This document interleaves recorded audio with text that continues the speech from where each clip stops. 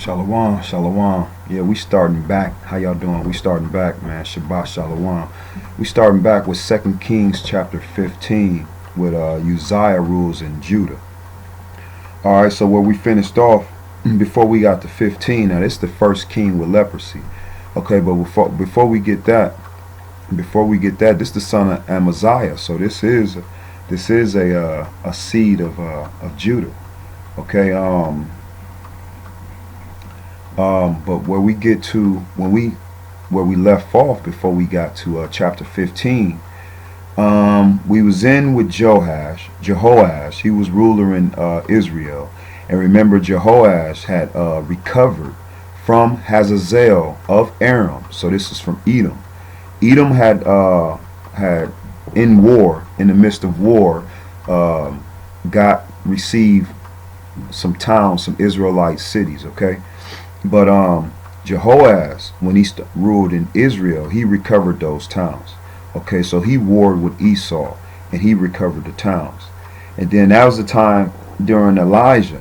Remember our second prophet who was prophesied from Elijah, from the first Elijah, prophesied the second Elijah. Ahchwa prophesied the second Elijah.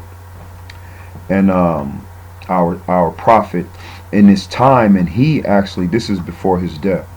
Okay, this is a time before he had died, and this is when he had his last illness. Okay, and King Jehoram had visited him and wept over him, and he gave his last prophecy. Told King Jehoash, who ruled over in Israel, that he was going to basically conquer Hazazel and get those towns back. Okay, and get those towns back. Okay, and so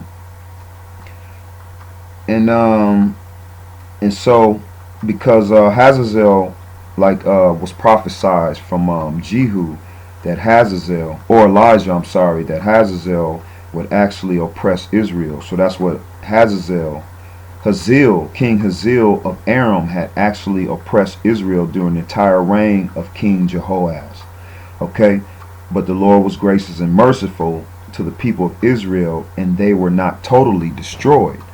Okay, so he had conquered the towns and the people. Okay, Hazael, and Jehoash had recovered that. Okay, he recovered those towns and the people. Okay, and then we go over to King. Now we got to remember this ruler Jehoash. Okay, Jehoash is actually a descendant of Jehu. All right, and so if we go over to 1 Kings, and 19, and we can remember when he replied, this is Elijah crying out to the Lord Ahchwa. He said, "I have zealously served the Lord God Almighty, but the people of Israel have broken their covenant with you, tore down your altars, and killed every one of your prophets. I am the only one left. I'm the only one left, and now they are trying to kill me too." Okay, then Ahchwa told him, "Go back to the same way you came and travel to the wilderness of Damascus. When you arrive there, anoint Hazael to be the king of Aram." Okay, so that was prophecy what Hazael would do, okay, to Israel. Okay, then he said, "Anoint Jehu, son of Nimshi, to be king of Israel." And that was also prophecy, okay, that this prophet and king would be anointed Israel, this King Jehu. Okay, and then he said, "Anoint Elijah, son of Shaphat, from the town of Abel Maholah, to replace you as prophet." Okay, so he was going to send his words through him. So he said, "Replace you as prophet. Anyone escapes from Hazael will be killed by Jehu, and those who escape from Jehu will be killed by Elijah." Okay, the prophet. All right. "Yet I will preserve 7,000 others in Israel who have not bowed down to Baal or kissed him." All right. All right. So therefore, as you can see, this prophet, it was prophesied that this ruler, Jehoash, because he was one of the 5 descendants of Jehu. Okay. So we got still Jeroboam II and Zechariah. Okay. So it was prophecy for Israel, for these kings of Judah, right? These Judean descendants, right? These Judean descendants to go into the kingdoms of Israel and be their kings so they could get back the land. Alright, so they could get back the land, because that's what most of them done. Most of them either recovered the temple, rebuilt the temple, or they recovered land which was captured by Esau. Alright, so that Elijah's final prophecy and how powerful Elijah was. Right now, you know how powerful Elijah was when you talk about the dragonology. Okay, because then when Elijah died, he was buried. And groups of Moabite raiders used to invade the land each spring where he was buried. Okay, and once when the Israelites were burying a man, they spied on a band of these raiders. So they hastily threw the corpse into the tomb with Elijah and fled. But as soon as the body touched Elijah's bones, the dead man revived and jumped to his feet. So it's showing you how powerful that Elijah was. That's crazy. Okay, King Hazazel of Aram had opposed Israel during the entire reign of Jehoahaz. Okay, so he ended up conquering them and getting us back, because Hawa had pitied the covenant with Abraham, Isaac, and Jacob. Okay, so he ended up helping Jehoahaz of Israel get the Israelite cities back from Hazael. Okay, and then at that time, Amaziah rules in Judah. Okay, so Amaziah was son of Joash. Okay, Joash of Judah. Remember, after the mother Athaliah, all right, she tried to kill all the descendants of Judah. Okay, on some crazy stuff, right? And so they took her out, killed her, executed her, and they hid Joash. So Joash became king when he was just a baby. Okay. And so this was now his son, because remember, his own people killed Joash. All right, conspired and killed him, or assassinated him like a Martin Luther King hit or something, right? So as you can see, man, we're warring with each other constantly. We're battling Israel between Judah. Israel is siding with Esau. Okay, and they're warring. They're siding with them to take over Judah. So we're just a whole lot of envy, but the point is, at the same time, it's being prophesied, because we all are sinning. So the fact that we all are sinning against Hawa is the fact that Hawa is using our brothers and sisters to invade on us and take lands from each other and capture each other. Okay, so I mean, it's a big spill. More and more wars, man, and it's going down. This is crazy how it's happening. But this is how you can see for yourself, man, that, you know, all this stuff we cause to ourselves. Okay, and we'll get into that about the last warning. Okay, so we're going to start off in 15.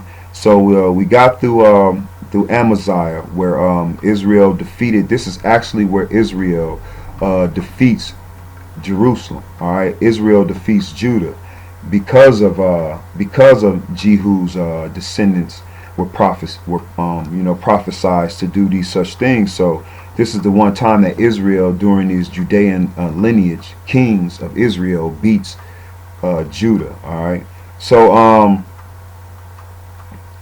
okay, but so Amaziah did what was pleasing in the Lord's sight. Okay, but not like the ancestor David. Instead, he followed the example of his father Joash.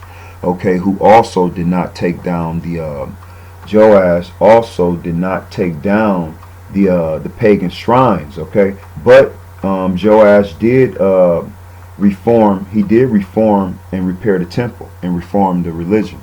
Okay, so but Amaziah did follow the commandments, and he did also kill 10,000 Edomites in the Salt Valley. Okay, in Salt Valley. I don't know. Maybe that was you know, what we call Salt Lake Valley today. I don't know, over in the Four Corners. But the point is, Amaziah killed 10,000 Edomites. Okay, but Amaziah refused to listen. Okay, so King Jehoash of Israel mobilized the army against King Amaziah of Judah. The two armies drew their battle lines in Beth Shemesh in Judah. Judah was routed by the army of Israel. Okay, so he took them out.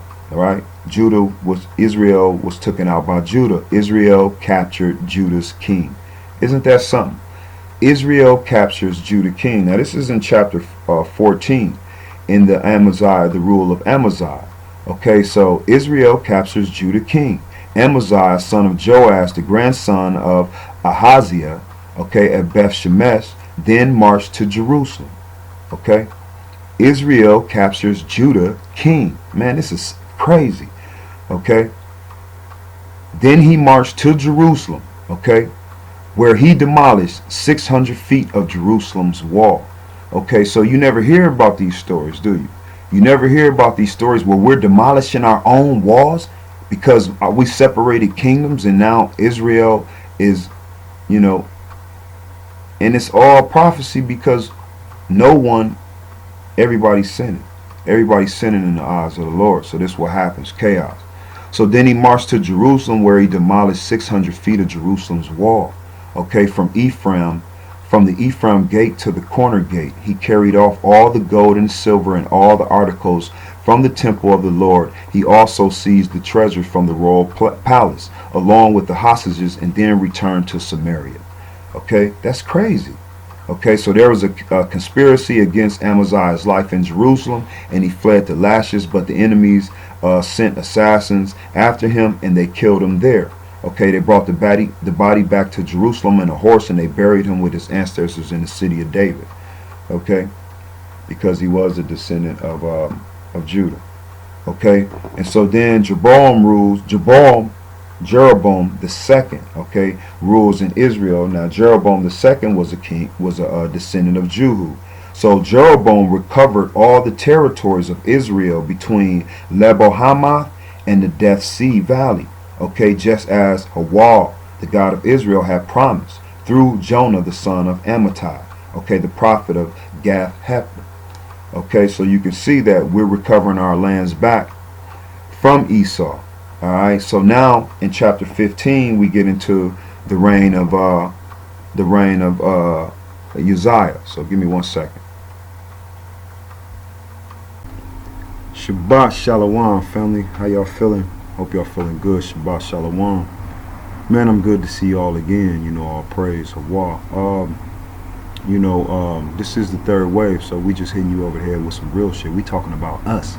We talking about the children of Judah, man. We talking about the children of Israel. You know, we ending up behind the prison bars, right? Yeah, as a result of what? All right, we look at Milwaukee, Wisconsin. So we want to hit you over the head with a little more Milwaukee, Wisconsin and show you the development. Just a bunch of other stuff, man. So look, check this out. This documentary focuses on the city of Milwaukee during the 1960s and describes the efforts of its so-called black citizens, right, acting at times, right, with concerned white citizens. Acting at times with concerned white citizens, so-called white citizens, to effect change and to develop and implement programs essential for well-being of the black community, right? Yeah, that's beautiful, all fine and dandy. So this brings you to a specific point in the 1960s, right? This is at the time during the give me a second. It's not important. This is the time during the civil rights, okay? Shorty, Junior, can you come get this phone? This is a time during the civil rights, all the organized marches during the civil rights time, okay? So, you want to say what's up, Shorty? What's up? Hiram Jr., man. Did they see you? They see you right here on the screen? You see that? Shalom. Hey, all right, Ahchwa, Ahchwa, man. That's my beautiful son, man. Yeah, beautiful son. Not beautiful in the things that he do, not beautiful in the way he look. You know what I'm saying? But how he loves Ahchwa. That's what makes him beautiful. How he loves Ahchwa. We praise him in how they love what the work that they do for the Father. Okay. So so this documentary focuses on in the 1960s during the civil rights era, right? And so what is happening is that during that time, from the 60s to the 70s, the 16th Street Bridge was very important here. Maybe one day I'll show you, I'll take you over there. The 16th Street Bridge, man, we had a 200-night march, right? We had a 200-night march all the way across the 16th Bridge to the south side of Milwaukee. At that time in the 1960s, it wasn't nothing but so-called white people that lived on the south side. So we would march over there to the south side, our people will march, right? Because for what in the 1960s, for the civil rights, we were trying to get fair housing. We couldn't live nowhere up here, so we was trying to get fair housing. Now at that time in the 1960s, half of us knew we were already here, been here, even before slavery. Majority of us thought that, hey man, this is white man was here before us and he just bringing us into the land, and now we're trying to find a place. But that goes along with all the brainwash. Okay, that's the hijack. Okay, so I got a video I'm gonna break down for you, probably like how you never even seen a video being break down. Some of you at the end of this particular video, you might be mad at me because I'm gonna shame some of your heroes. Okay, one of your heroes being so-called Dr. Martin Luther King. I hate to be the bearer of bad news, but actually this is good news, because once you wake up, your conscience, remember your conscience, your conscience is the vehicle that allows you to think for a greater cause, you know what I'm saying, for a righteous movement, your conscience. Okay, and once we done with this video, I think we'll see. But this video allows me to break down some of the so-called freedom fighters that you had in the day, from the priests to the ministers to just regular Joes that, you know, are coming fresh out of college, or you understand the programs, the psychological programs that they were going through and what they had to mean. I mean, these guys went straight from seminary school, from college to seminary school. And who funded seminary schools? Okay, y'all forgot about the drop.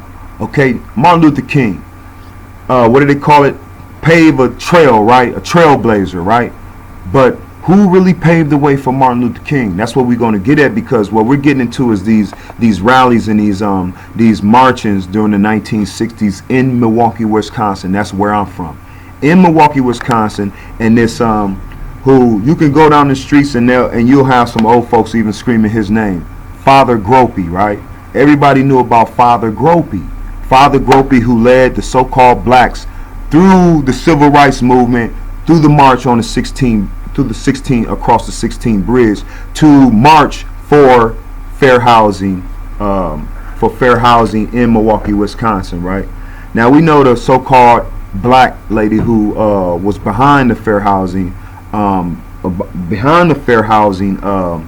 avocation, and that was what was her name? Vale Phillips, Miss Vale Phillips, who was also an indigenous American, but it's crazy how at some of those times that even the indigenous American Negroes, you couldn't even get to admit that they were from here, through the schooling and the education and the psychological, you understand, the psychological slavery. Okay, so rest in power to anybody who not here not any longer from the 1960s, but so this video is very pivotal, and pivotal, or whatever the word is, but it's very powerful if you watch it with your third eye, okay, to understand what's going on. Now, during the time of this Father Gropey leading the marches on 16 across the 16th Street Bridge in the downtown area in the 60s in Milwaukee, that was the same time of Dr. Martin Luther King. That's what brings me into this video, because that was the same time of Dr. Martin Luther King. Now, Father Gropey even went to Atlanta, and Montgomery, Alabama, and Atlanta, Georgia, and he did marches in the South. Okay, and he hooked up with Martin Luther King, right? And then he also brought what he learned back from Martin Luther King in the South, brought that back here and implemented that into the marches up here, right? So before we start this video, I want to ask y'all one thing, right? Before we start this video, I want to ask y'all one thing. Before I ask this one thing, I just want to say all praise to Hawa. Okay, all praise to Hawa, our creator. All praise to his seed. All right, his seed, the seed of Judah. All right, Hawashua, Hamashiach, his seed, his son. All praise, okay? All praise to my people. All praise to my people from the Creator. All right, Israel and Judah, stand up. All right, indigenous tribes of America, that's what I mean. Stand up. All right, indigenous tribes from America, stand up. All right, my so-called Ethiopia, my so-called, you understand? Stand up, my so-called Moors, stand up.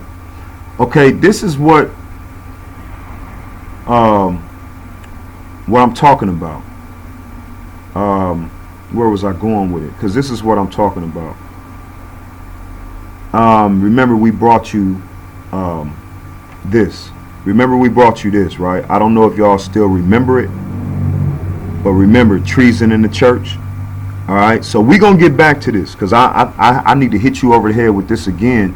Just we're gonna go through briefly through this, but I want y'all to see how this goes together. Okay, and we also gonna hit you with some scriptures. Okay, but this is very important. Trading truth for a social gospel. Okay, now we're gonna get into some dates of this. Remember, this is Rockefeller, right? Rockefeller and the implementations of what? Of what? Of the Antichrist, right? Okay, how would they teach? How would this be successful? Okay, we should no longer be children tossed and fro and carried about with every wind of doctrine, okay, by trickery of men in the cunning craftiness of deceitful plotting. Okay, this is Ephesians 4 and 14 and 15 because this is very relevant. All right, what we're talking about is cunning craftiness of deceit plotting. All right, so now let's go back over here, man. We're going to go back over here to our video, because what we're going to get into is that along with these seminary school cats, right, who go to seminary schools and they give an actual, matter of fact, let me just show you. We're going to get into what Father Gropey done in Milwaukee, but what is congruent with is an autobiography of religious development, right? So, man, I had to hit you over the head with this. This is so important. All praise. I had to hit you over the head with this because we're talking about the autobiography of religious development of Dr. Martin Luther King Jr., right? Because some of you don't know how Dr. Martin Luther King felt about the God of Israel. Okay? The God of Israel. Those who know know what I'm talking about. Those who really looking for their presser, they know what I'm talking about. I'm going to get into it. Okay, but Dr. Martin Luther King, he said some foul things because of, and some of you might even may agree with Dr. Martin Luther King, but then, that's where we get a total understanding of what's really going on. That's where we get a total understanding of your conscience. But I mean, I've been there too. I've been there with you with this thing with Dr. Martin Luther King, how we felt. But see, he uprooted plus uplifted. He was uplifted in that ideology of how he thought, meaning he was basically giving the world on his thought to coerce the so-called Negro people. And we're gonna get into it, man. It's deep. It's real deep, but it falls in line. Okay, if you don't believe what the Most High is telling you, then you're gonna miss your mark. If you don't understand, or if you don't put this stuff together, then you're going to miss your mark. See, but the one thing that our people, why they're getting away with this, why they're getting away with missing their mark, because they let go of the people. And I ain't talking about the people out in YouTube world that you don't see. Most of these people on YouTube, no offense, but I call these YouTube brains. Some of these authors have their YouTube brains. That shit is fake. You understand? It's so fake. It's so fake. They want to live their lives. They don't want to be bothered with real and day-to-day, everyday struggles of our poor people. So this shit is fake. That shit is fake for YouTube. That's why I'm not, really bothering or even fantasizing on provisions of the future for Facebook. What we talking about is this right here at hand. And I just don't want you to get thrown off because of, but we're going to get into it. But see, you have to understand, you get back into your scriptures, man. You get back, the Torah, the law was given to you. All right. And so forget what the naysayers saying, because I'm walking you through this. Okay. We have to empty out our cup. All right. It's the third wave, man. It don't even, you can't even correlate it. If you're talking about the prisoners, the poor who's been locked up, because if they would have had millions of dollars for a lawyer, they would be out by now, whether if they done something wrong or right. You understand? Because money talk, right?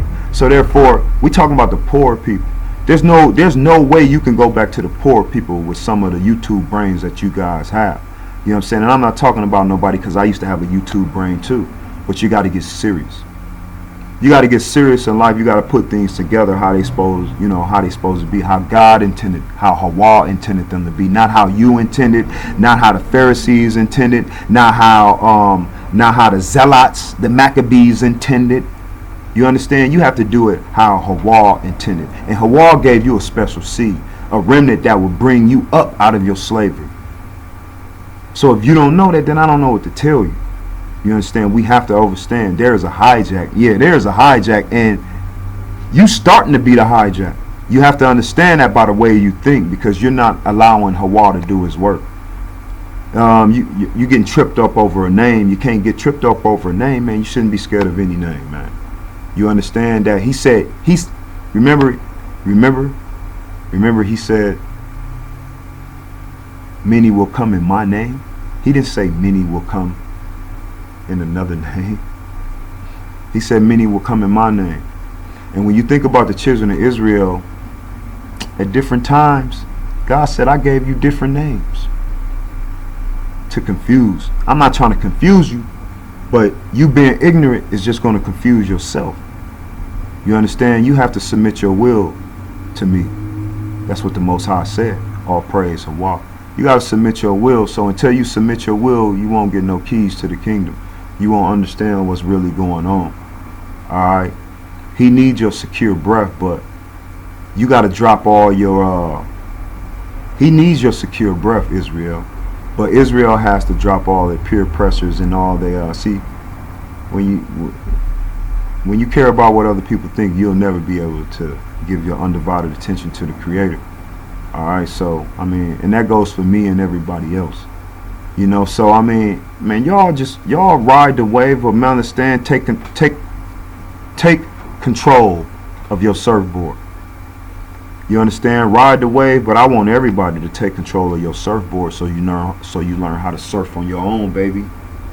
You understand? You gotta learn how to surf on your own. You know, forget what the naysayers say. Appreciate everybody that's bringing, you drop. But I mean, after so long, when you keep getting those YouTube brainers that's sitting in front of you, in front of your YouTube screen, and they don't have no paperwork in front of them, they're not reading you nothing, they just blabbling. They just blabbling. Blah, blah, blah, blah, blah, blah, blah. Man, push the eject button. I'm trying to tell you. Push the eject button, because no man shouldn't sit up for hours philosophizing about another man's theory. You understand? And let's not get this wrong, nothing is new up under the sun. All praise Ahchwa. So nobody owns anything, but no man should blabble in front of an audience talking about what somebody else is doing. We don't have that kind of time. I don't know, maybe you a cat and you got 9 lives, but we don't have that kind of time here, man. We trying to keep it, and we will keep it all the way up. Way, way, way up, 9 above. We ain't, the clown, the YouTube brainers, the clowns, they won't even be able to touch, where we trying to be. And we talking about land, baby. You know what I'm saying? Wherever you want to talk about the water, we talking about land. All right, and we already put that down, 10 acres, right? So, we only going from there. So hopefully you can be able to put that down, tribe up with us. Understand, Israel and Judah is a tribe. You understand? If you can't correlate your land and your people with biblical texts, keep reading the Masonic books then, you know? Keep reading those, you know? Try to find your chakra. You know what I'm saying? Man, come on, man. Come on, YouTube brainers. Let's go, man. Let's get it in real time, in real life, in real time. Listen, we lost our kingdom for something. So there's no point of trying to get back to what we lost and get back to the stage in life to when we were at the point of losing our kingdom. What, you want to go through destruction all over again? Is that what y'all trying to do? Y'all trying to get back to where we used to be so we can go through destruction all over again? Do you know what the Most High did to us? So therefore, we got to understand that, man, it's about unity at the end of the day. You know, it's not about cognitive dissonance. I don't care what you think. Are you the creator? And that's how everyone has to feel, my brothers and sisters. If we all get on the right page with the creator, we'll all get on the right page with each other. All right, so that's my little chief break. That was a chief break. So hopefully you did what you had to do. Now you're ready to get into this autobiography. Okay, so give me a second, man. I'm gonna hit you though. We talking about the autobiography of religious development by Dr. Martin Luther King. All right, who didn't even believe in God, who did not even believe in Ahchwa. So how did he become a minister? Huh? We'll get into that. I want to start this video. Yeah, I'm gonna start this video, and then we'll talk about all these things. We're gonna come back to Dr. Martin Luther King because we want to get into Professor to Father Gropey first, okay? And we want to get on to in the '60s what was going on. Now this video is from the early '90s or from the '80s because they had two where they aired it. Like they had special programs to where they aired us this video to put into our minds to make us think certain things. But never one time have you ever heard Dr. Martin Luther King preach or give an interview, a dissertation about our Father, the God of Israel? Have you ever heard him talk about that? Have you ever heard him talk about the law, statutes, and commandments? Have you ever heard that? All right, so we trying to figure some things out. I don't know about you. All right, but let's check this video out, man. Give me a second.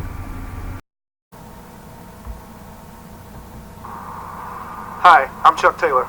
The documentary you're about to see, Decade of Discontent, first aired in 1981. We wanted to start a dialogue between blacks and whites over social issues that were causing a great deal of discontent and suffering in Milwaukee's black community. We felt the best way to do this was to take a look back at the civil rights movement that took place in this city during the 60s. Today, as we enter the mid-90s, the problems that this documentary unveiled still challenge our society. As I stand on the James Gropey Bridge, named in honor of the former priest who was a central figure in Milwaukee's civil rights movement, it seems fitting that we reintroduce our documentary, Decade of Discontent, to a new generation.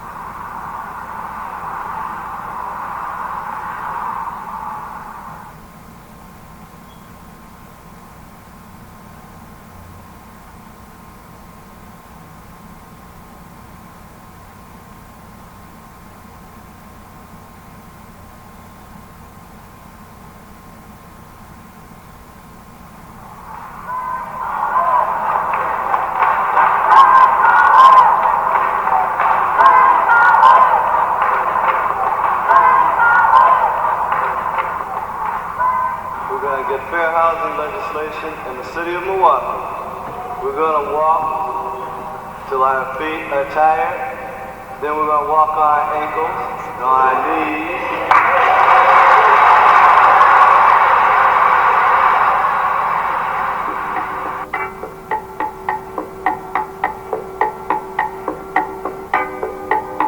Tell me why, why can't we live together? Tell me why, why can't we live together? Everybody wants to live together, why can't we a whole is a wonderful city to live in, but I don't think we want to destroy our city. Just a little peace in this world. No more wars, no more. All we want is some peace in this world. Yes, I do think that we probably could have a riot in Milwaukee. Everybody wants to live together. Why can't we live together? I think that the average person is too intelligent for a riot. Riots don't do any good, anyhow. And as far as I'm concerned, as far as I see, I don't think that we'll have a riot here.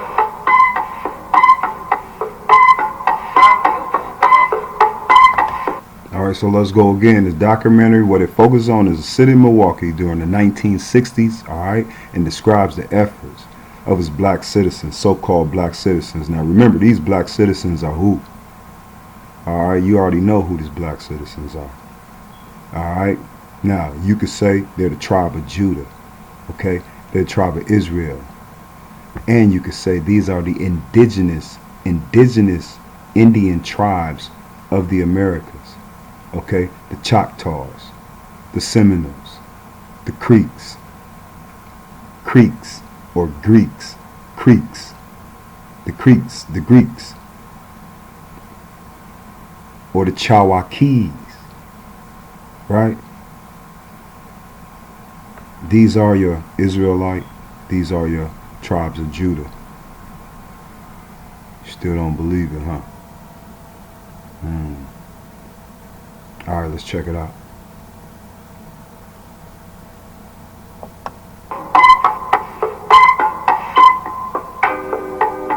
No matter what color, you want to steal my brother. I said no matter what color. Employment, equal educational opportunity, open housing, and police-community relations were the key issues facing Milwaukee's black citizens during the 60s. Before we concentrate on these issues, it's important to take a look back at the role blacks have played historically in the state of Wisconsin. Long before Wisconsin was established as a state, blacks played a significant but historically unrecognized role in developing the territory.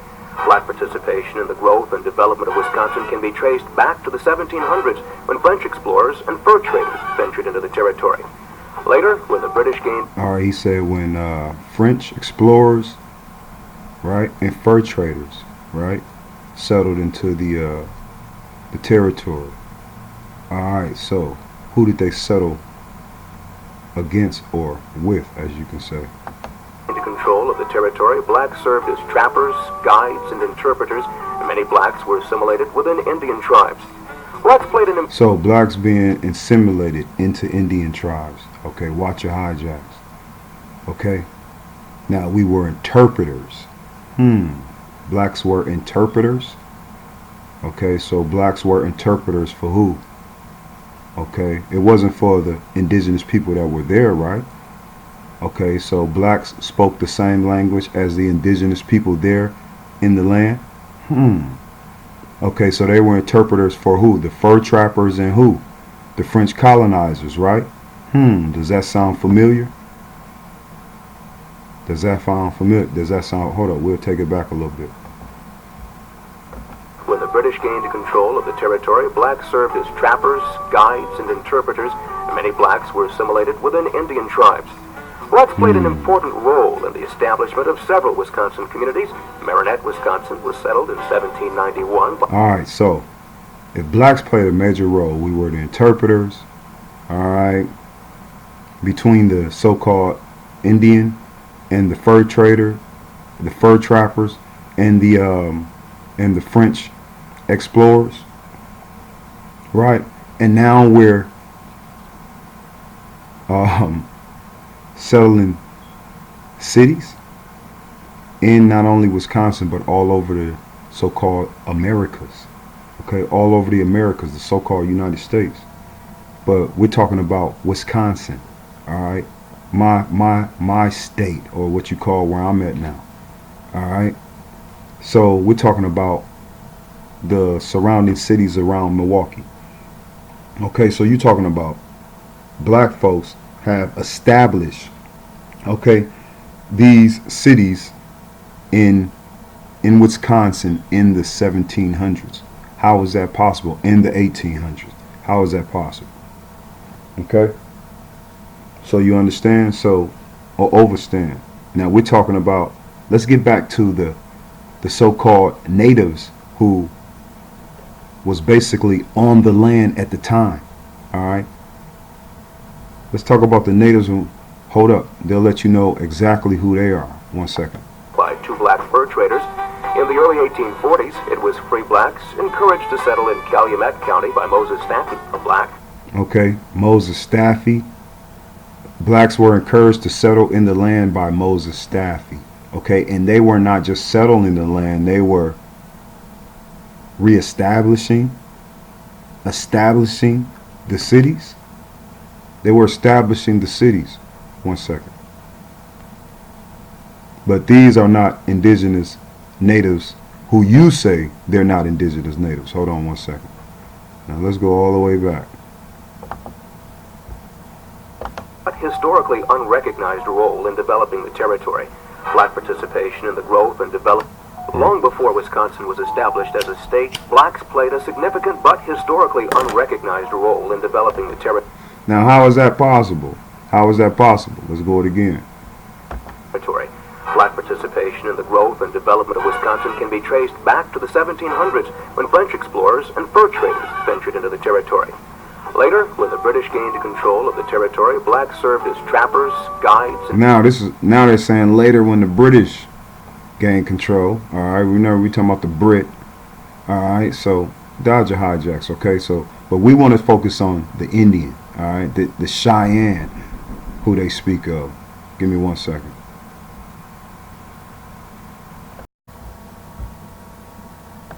The documentary you're about to see, Decade of Discontent, first aired in 1981.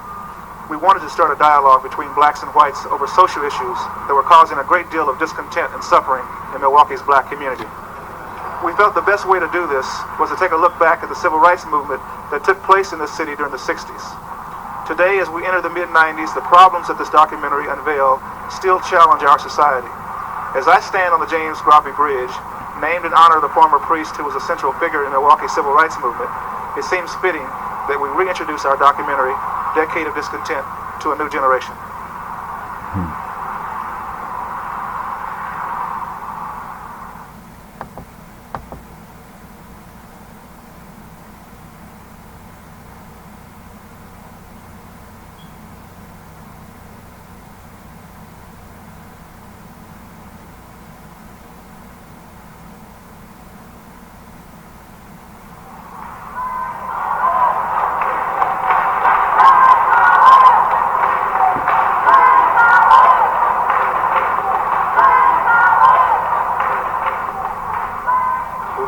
fair housing legislation in the city of Milwaukee.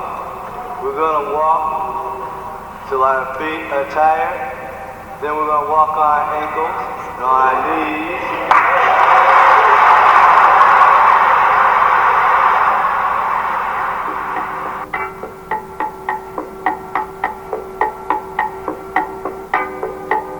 Tell me why, why can't we live together? Tell me why, why can't we live together? Everybody wants to live together. Why can't we live together? Milwaukee as a whole is a wonderful city to live in, and I don't think we want to destroy our city. Just a little peace in this world. No more wars, no more. All we want is some peace in this world. Yes, I do think that we probably could have a riot in Milwaukee. Everybody wants to live together. Why can't we live together? I think that the average person is too intelligent for a riot. Riots don't do any good, anyhow. And as far as I'm concerned, as far as I see, I don't think that we'll have a riot here.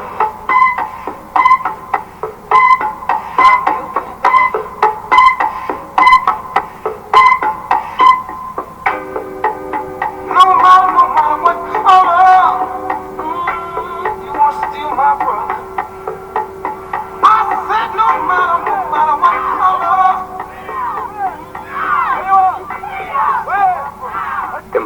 Equal educational opportunity, open housing, and police-community relations were the key issues facing Milwaukee's black citizens during the 60s. Before we concentrate on these issues, it's important to take a look back at the role blacks have played historically in the state of Wisconsin. Long before Wisconsin was established as a state, blacks played a significant but historically unrecognized role in developing the territory.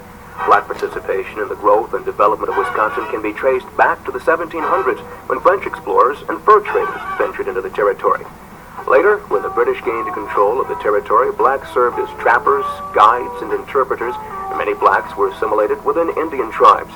Blacks played an important role in the establishment of several Wisconsin communities. Marinette, Wisconsin was settled in 1791 by two black fur traders. In the early 1840s, it was free blacks encouraged to settle in Calumet County by Moses Stanton, a black, which led to the founding in 1845 of the present city of Chilton, formerly called Stantonville. A black man named Jackson established the town of Freedom in Outagamie County.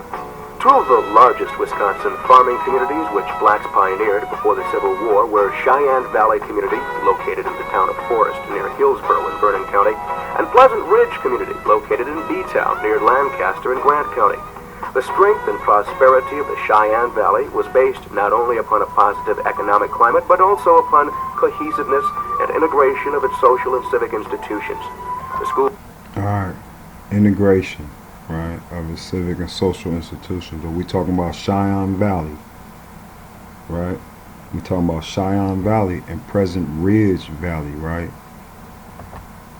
This Pleasant Ridge Valley, that's right outside of Milwaukee, right? These are your country hills right outside of the city of Milwaukee, which is Babylon. All right, so now the people in Milwaukee, right, who are concentrated into your private prisons, right, all on these outskirts, right, where are they from? Okay, you talk about Cheyenne Valley, where are they from? Yes, some of these people are not from these outskirts of Wisconsin. Some of these people are from Illinois. Some of these people are from other places in your Americas. All right, but these are your indigenous and your indigenous Americans, which are your tribal Choctaw, Cherokee, Seminole, Creek, Chickasaw, or your Israelite or your Judean Indians. Okay? They don't necessarily have to be your Cheyenne Indians, right? Your Pleasant Ridge Indians. They could be because the Cheyenne is the Algonquin. So they could be from your Iroquois tribes, right? That are in Illinois and all over the Americas, right? They can be from your Iroquois or your Haudenosaunee, Shawnee, who you know from the Shawnee tribe. That's Tukamesh, right? We're talking about, that's your Indiana territories. Okay, Illinois and Ohio, all your Indiana territories. But we're talking about right now, and that would be your Iroquois. Okay, the Iroquois. All right, look up Iroquois County, Illinois.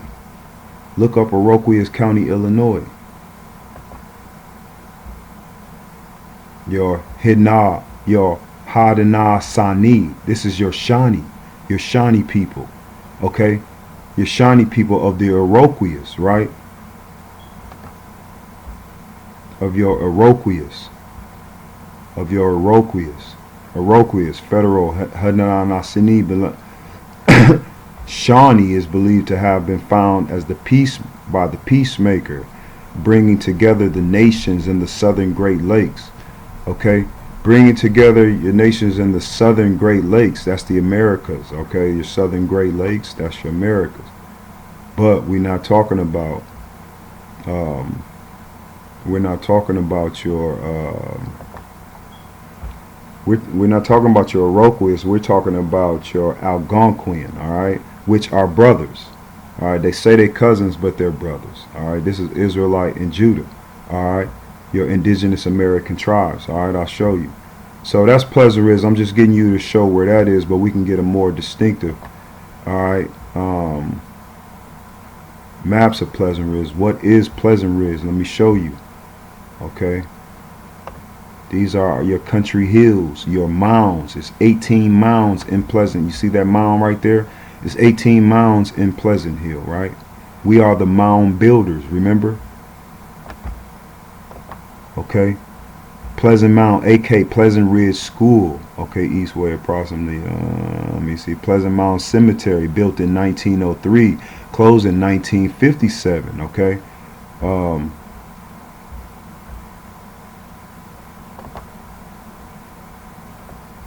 Let's see. As you can see the mounds, you can slow it down anytime you feel like it. Alright. Now this is Sheboygan also. Alright, when you talk about Sheboygan, when you talk about your Cheyenne Valley and your Pleasant Ridge, those are in two different locations. Okay, two different locations in Wisconsin. Cheyenne Valley is Pleasant Ridge. First of all, within these 15 acres of ancient woodland and winding stream lie 18 rare Indian burial mounds. Okay, Indian burial mounds dated about 500 to 700 AD. All right, they're prehistoric builders. Ancestors of the Wisconsin woodland Indians are called the effigy. Okay, effigy basically means that they put sculptures. They put sculptures of idols, or not necessarily. Effigies mean basically, let's look it up. Effigy means the fact that the mounds were personified after us. You understand? Hold up. Effigy. Here's the definition of effigy: a sculpture or model of a person. Okay. A sculpture or a model of a person. Okay, people, because woodland Indians are called the effigy mound people because of their mysterious customs of burying their dead beneath mounds shaped like animals, reptiles, and birds. Alright, so effigy would be like same thing as like idols, right? The 5 deer and 2 panthers here are unsurpassed. They also construct intelligent conical and linear mounds, one of which mound 19 displays an exposed burial with artifacts. All that is known as effigy mound culture comes from the archaeologically study of the such mounds. Many mounds group were found by early white settlers in southern Wisconsin, but few survive intact. Okay, the mounds were saved by destruction by the Sheboygan. Okay, many white settlers, they doing that to throw y'all off, but therefore it was. But you got to understand that this white and black thing, this white thing is just a diversion. Alright, I'll show you. So, because if that was the case, how did blacks, so-called blacks, which were the Cheyenne Indians and the Pleasant Ridge Indians, able to create the names establish? Alright, we're able to establish, we're able to found, they founded the land, they established the land. Come on, man. And they pioneered the land. Alright, come on, man. Stop playing. Alright, so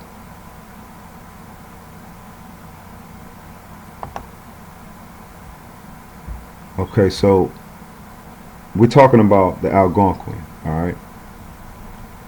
So the Algonquin languages, Abenaki, right? Abenaki, or the Anishinaabe, all right? Anishinaabe is the Anasazi, right? Anishinaabe Mowin. What is Mowin, right? Mowin, 1830.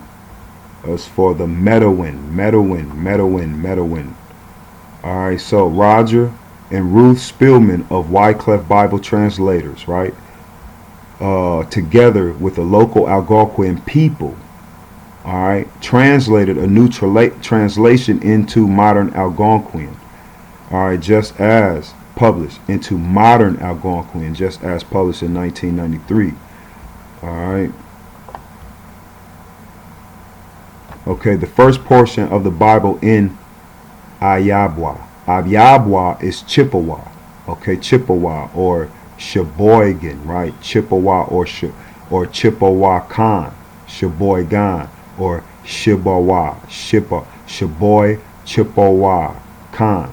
Alright, Sheboygan is Ojibwa. Ojibwa, part of Algonquian language in Canada. Was the Gospels of St. Matthew and St. John, translated by Peter and John Jones, printed in 1893. Alright, there are 3 complete translations in the New Testament of the language. Alright, so what are they telling you? And the Pentateuch in 1861. Alright, so what are they saying? So what are they saying? Hold on. Alright, so when we talk about these 2 places, right, Cheyenne Valley and Pleasant Ridge in Wisconsin, we're talking about Eau Claire and Wausau. Eau Claire and Wausau. Alright, Eau Claire and Wausau. So that's the Chippewa Valley. What does Chippewa mean, right? Chippewa Valley, that's the Cheyenne, right? Cheyenne Valley, Pleasant Ridge, right? Sheboygan, Chippewa, Indian Mound Park, right? That's in, wait a minute, it's in Augustus, Wisconsin, right? Also in Augustus, right? Remember the creeks from Greeks, Creek Indians who are also indigenous to the Americas, the Creek Indians, okay, which are Greeks, or Ramon or Ramon, Creek Indians, Greek Indians, Augusta, Wisconsin. Okay. All right. Let me show you. The Creeks were Israelites. All right. The Greeks were Israelites. Roman were Israelites. Okay. Are Israelites. Let me show you. Okay. So this is Chippewa Valley. What does Chippewa mean? What does Chippewa mean? Let's find it. Chippewa. Chippewa. All right. Chippewa, a member of an Algonquian people who live west of Lake Superior. Chippewa. All right. Chippewa. All right. Now Algonquian, which is different but the same from the Iroquois. Remember, Iroquois, the Haudenosaunee or the Shawnee. I remember the Shawnee tribe, Indian Territory, Tukamesh, Tenskawatawa of the Shawnee tribes of the Great Lakes. Okay. All right. So now we're talking about what? The Algonquian, right? The Sultan or the Sultan. I'll show you. All right. Look, who you mistakenly we call the Sultan of Morocco, right? But these are Israelites. All right. These are Israelites who signed your 1200 Sultan of Morocco treaties. Alright, these are Israelites. Sultan, Sulto, or Algonquian. Alright, I'll show you. Ojibwa, or your Chippewa Indians, or your Sheboygan, or Sheboygan Khan, or Sheboy Khan, or Chippewa Khans. Okay, Abiaway. Abiaway is a certain religion. Yahweh, you get it? Abiaway, Middleway. Alright, I'll show you. Ibaway, a member of the Algonquian living who live in Lake Superior. That's also the Maroocans. Alright. Ojibwa, Ojibway, or Medaway, or Chippewa, Sheboygan, Chippewa Khan, Algonquian language spoken by the Ojibwa. Okay, Chippewa, the official name in the U.S. government for the Ojibwa nation of the Algonquian language. Most people reside in Canada, where they are called the Ojibwa. Their names for themselves is Anishabi or Anasazi, right? Anasazi or Anishabi. What? Anishabi or Anasazi? Yeah, is that real? I told you, right? Anasazi means what? The ancient people, right? The ancient people.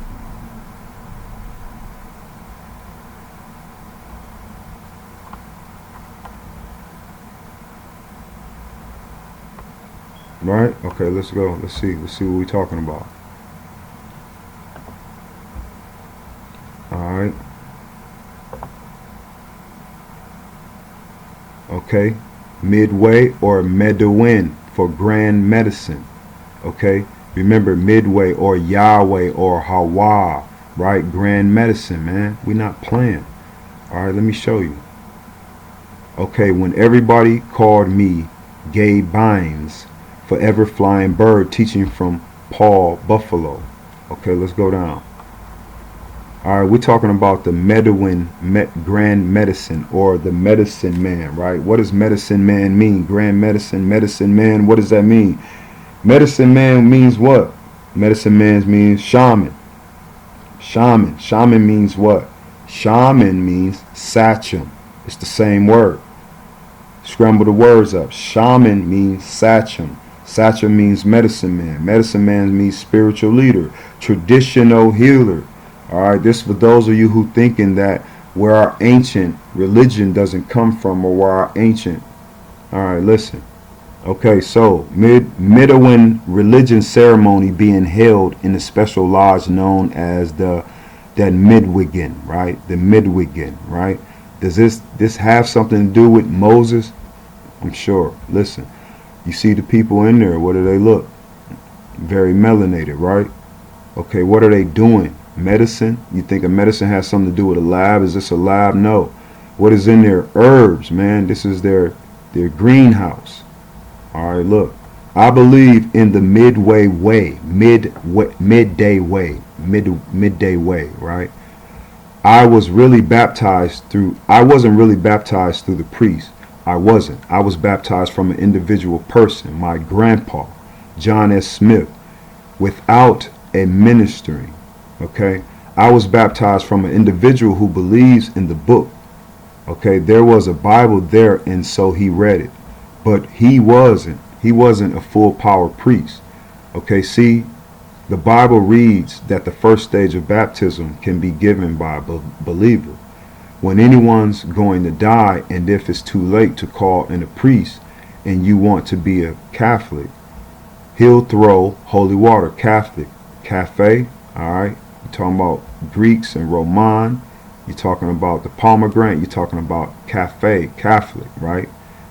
From our ancient roots, our ancient Andrews, our ancient Makir. Man, this is all right, just follow me. He'll throw holy water. So as a Catholic, my grandpa just pump a stamp on it. It reads in the Bible that a baptism, and we talk about holy water. What are you talking about when you talk about Elijah or John the Baptist? The water is just a signification of what? Your true baptism in the Creator, in what? In his seed. To understand the seed, the Hamashiach. Okay? How the Creator would come and prophesize, how he would come into the flesh and prophesize. Okay? He'll throw the holy water. So as a Catholic, a cafe, my grandpa just put a stamp on. It reads in the Bible that a baptism part, but he is not a priest. Okay? It reads in the Bible that that's a baptism part, but he's not a priest. We figured that he was not a priest. He just read the book. Okay, remember you were given the law. He just read the Bible to me. That shouldn't count. He has no empowerment. And so I went to the grand medicine. I went back to the midway, the Midway, right? I came back as Midway, and I believe in the Indian way of life. All right, so when he went to the grand medicine man, right, because he basically saying his grandpa didn't know what he's talking about, so he went to the grand medicine man, right? All right, and so he came back an Indian way of life. All right, I don't think you'll get anybody as close as I am, okay, with this stuff, with that stuff. All right, as close as I am with that stuff, talking about it. There were a lot of others who practice more on that than I do. They won't tell you anything until you want to join them and want to be initiated in the Indian belief. A lot of them know what I'm talking about. They're scared of it. I'm scared of it too, but I know I'm getting old. I can talk about it. If you know all about it, that's all right. But if you're too old, that's another question there. See, we have a lot of points in the Indian way of life. I know what happened. I can pass it on, and by passing it on, it will mediate it. Okay, I will mediate it so it will be in the book. A lot of them ask me about that, so I feel good about that. I tell them, I tell what I know to the ones that are interested in know what went on. Maybe that's why the Great Spirit, okay, the Great Spirit blesses me for good work I do for the translation. I do from the Indian to the English. But a lot of times the Indian says to me, you shouldn't tell a white man nothing. Why? You know what they've done. Okay, he said, they've taken everything. Blueberries, game, wildlife, flowers, even land. We haven't any of that now. They've even trying to take away our religion, even our belief. After they've taken it away, you don't know what they're going to do with us in this country. Well, I told him that remains to be seen. So that's why you can't get a word out of the Indian. I'm brave enough to tell you what's happening, so I don't know all about it. So I do know all about it. That's why I talk to you. That's why I'm glad you're asking those questions. They're not foolish questions. They're just the way the Indian lives, and that's just the style we try to live with. Well, I wouldn't say much about some things. That stuff would backfire. I wouldn't say much about it, but I'll say a few things trying to tell you about it. But there is just so far that we can go, and if they know too much, then pass it on to others, that's unlegal. I don't want to get myself in a jam. Sure, I work with you to a certain extent, but I don't want to give you dope that I feel is lying around idle. Okay, but I don't want to give you dope I feel. So I'm telling you why we believe what we do. After a while, you'll see it. Regardless of how anybody feels, it's not easy for me to tell you this. I'm exercising the faculties of my life and trying to live the way I'm supposed to live, and you're supposed to live in the same way. But it seems to me the more I tell you, the more you want, you want more. You think we can do right ahead too fast. Take your time, old boy. The more you learn, the more experience you have, the more you begin to understand this world. Sooner or later, you know how to pick it up one more stem. Okay, he said, pretty soon you'll have a banquet. That's true. I want it that way. That's why my mother and dad tell me, be careful, don't go too fast. Okay, let's skim down a little bit. Okay. All right, grand medicine is more a doctrine work. It gives life to the Indians when they respect one another and respect birds, respect animals, respect the nature of the timber outdoors. Okay, you respect the trees. It gives them life because these timbers, all right, and things are given to them for medicine. They use certain parts of the wood and bark for their medicine. The natural, it's given to them and it works. Okay, so we're talking about the Voynich manuscript. Okay, how the herbs would cure you. Okay, that's all you need. That is from Hawa. Okay, so what are we talking about when we talk about the medicine man? Okay, so they have power in the medicine. So what they call medicine, medicinal, would be the herbs, not something in the lab or chemicals. Okay, so that is the way of the Creator. Okay, all right, so without believing in anything, it's no use to even try that. If you don't believe in anything on earth, it's no use for you to use that medicine. You have to believe in all things. You understand? Everybody does their own ways on good terms. You could see a person by their action, by their words, by the way they talk, by their language they use. And you know in this way he results as a nice person. Action speaks louder than words in this world, and you can tell a person according to what he believes and how he lives. Okay, middle way stays with you as long as you believe in that. You join that belief, and if you believe strong in that, you get so that your belief continues to get stronger. Then you commence to believe almost like Christian Science. Then after a while, you commence to be a staff on that belief, Medwin. When you believe strong, you're heading for even higher Medwin staff. Okay, you believe that the medicine when you're in Midway, okay, you belong to the Medwin. Okay, you go to the meetings wherever there's a bunch gathering. Nowadays, they generally have a bunch get together in Inger. Okay, so that belief is pretty near like Christian Science, but they believe in trees and they believe in God. Okay, in the God, the Mendingo, they believe in everything. They respect everything. Okay, just like the on the Book of Prophesies. Okay, where the Hamashiach is breaking down the mother earth and everything that she produces. All right, from Hawa, how you must respect it before Hawa would accept you. Okay, and how the angels, that you must respect them before Hawa would respect you. All right. Okay, so when we get together at the Grand Medicine meeting, we listen to a good sermon, which is just the same. All right, pretty near the same as the sermon in the church we go to. If you do good, you will be paid good. Okay, and if you do bad, it's bad for you. But the more good you do, the more well you feel. If you do a good turn for anybody, you feel good. If you do bad things and don't do people right, well, there's something in your mind that starts working that isn't good for you. Generally, every spring that has a special meeting thanking God. Generally, every spring they had a special meeting thanking God.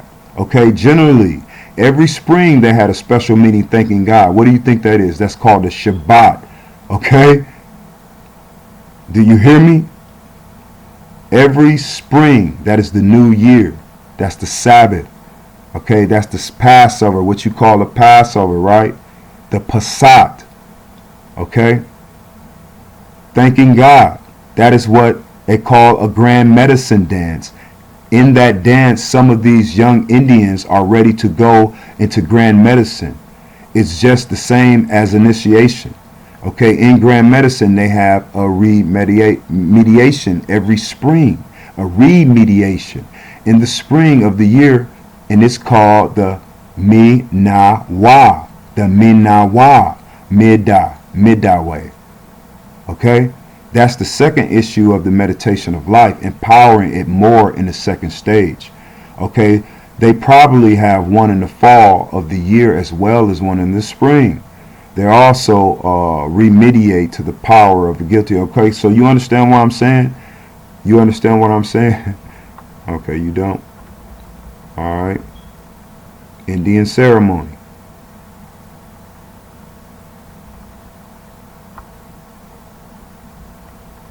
All right. So, sorry, I know I was long-winded.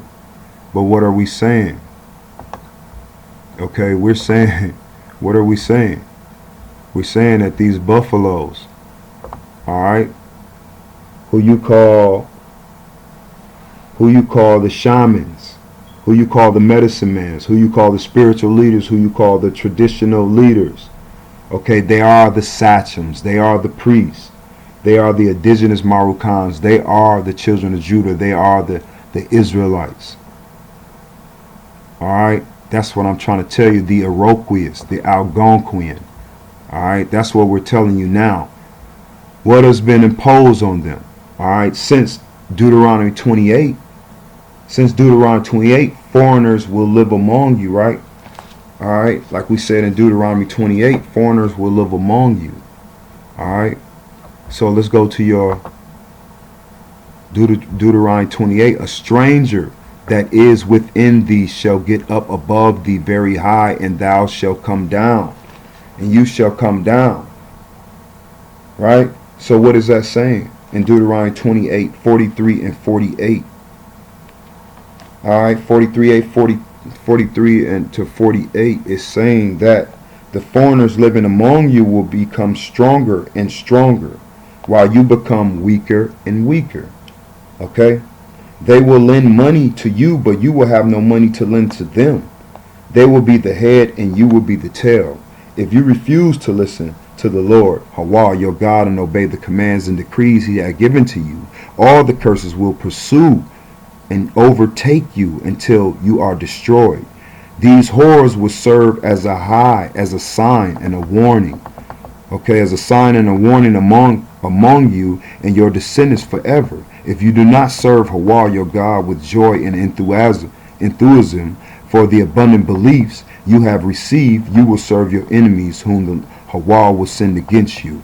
You will be left hungry, thirsty, naked, and lacking in everything. Okay, lacking in everything. The Lord will put an iron yoke on your neck, oppressing you harshly until he has destroyed you. Okay, you will lack in everything. So what do we mean by that? Let's go back to the video, what we're talking about. Schools were completely integrated. Material support, including land and building construction, were donated by both black and white members of the community. Besides the prospect of cheap, fertile land and educational opportunities, the choice of Wisconsin as a new home may have been partially the result of the state's efforts to protect black citizens from the perils of the Fugitive Slave Act of 1850. Most Wisconsinites objected to the Fugitive Slave Act, which allowed slave catchers to enter free states with the intention of capturing escaped slaves and, in some instances, to kidnap free blacks and return them to slave states for a life of bondage. The Wisconsin Supreme Court eventually defied the federal government by declaring the Fugitive Slave Act unconstitutional. As a result, black migration to Wisconsin increased. The early part of the century found blacks gradually settling in communities all over the state. Population figures provided by the Department of Rural Sociology at the University of Wisconsin at Madison highlight a significant trend in the growth of Wisconsin's black population. The two world wars found many southern blacks settling in the north to work in the factories.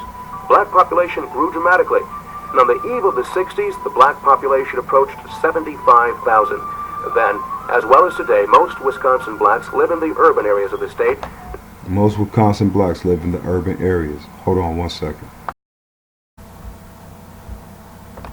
Then, as well as today, most Wisconsin blacks live in the urban areas of the state, and Milwaukee is still home to the state's largest black community. Although blacks in rural areas of the state were integrated into the economic fabric of the community fairly easily, blacks settling in Milwaukee faced overcrowded ghettos, low-paying, unskilled jobs, poor police relations, and a mostly segregated educational system. As a result, discontent prevailed in Milwaukee's black community. The sad fact is that 80% of the black people in the city of Milwaukee are forced to live in a ghetto, made up of about 26 census tracts. What is the net result of this? Tensions grow. You heard them. 80% of the indigenous people, the so-called Negroes, are populated in the ghetto, right? In the inner city. Youngsters go to school all the way through school now, and they don't know what white people are like. White students don't know what black students are like. Suspicions develop. There is an increasing amount of harassment. See his manipulation to get you to want to segregate instead of getting more money for funding, instead of fighting those things. Instead of getting more money for funding, he wants you to just shut down your businesses and integrate with white businesses. So why did he want you to get you to do that? Okay, Deuteronomy 28, but that's going to lead you into Jeremiah. All right, we're talking about all of your Jeremiah 8. We're talking about Jeremiah 8 and 8 to 13, deception by false prophets. Okay, so this is where who we were talking about in the beginning, right? Your James E. Gropey, right? Your Father Gropey. Okay, who was Father Gropey? You haven't seen one picture of Father Gropey through the whole video. Who is Father Gropey? Who was Father Gropey? Okay, he was a priest. All right, a priest who was sent to Milwaukee, to the inner city. Okay, who went to seminary school, right? Who went to seminary school, right?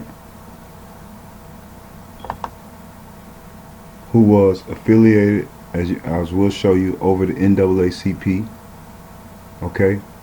affiliated with the Urban League. Okay, and then that's going to coincide with Dr. Martin Luther King, who also went to seminary school. So what were the teachings? What were the foundations of seminary school? Okay, in the 60s? Okay, we'll see.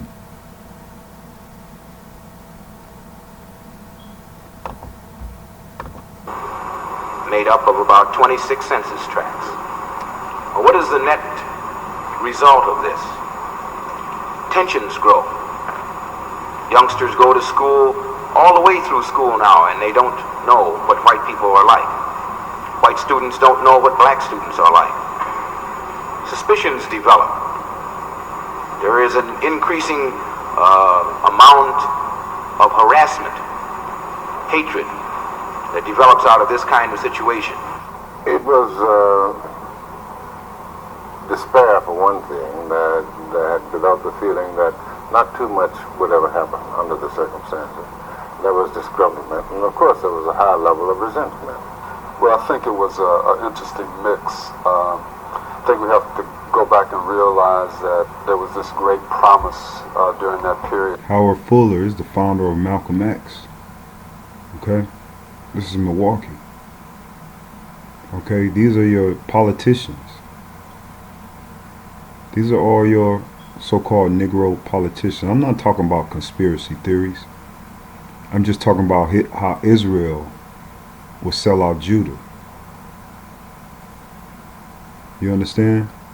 I'm not talking about nothing else. About prosperity and so forth in America, and with TVs bursting out all over with the good life and so forth, and people were sitting there looking at all of these things on television, and then looking at their surroundings and seeing a great difference between what they saw there and what their lives actually meant. So what does that mean? He's saying that just like he's talking about Deuteronomy 28. Deuteronomy 28, where foreigners will live in your land, and they put them on TV and make them seem extravagant, give them big houses in the suburbs while you in the inner city, and the plan works. You want to be like them instead of want to follow the Creator. Okay? You want to be like them instead of following the Creator.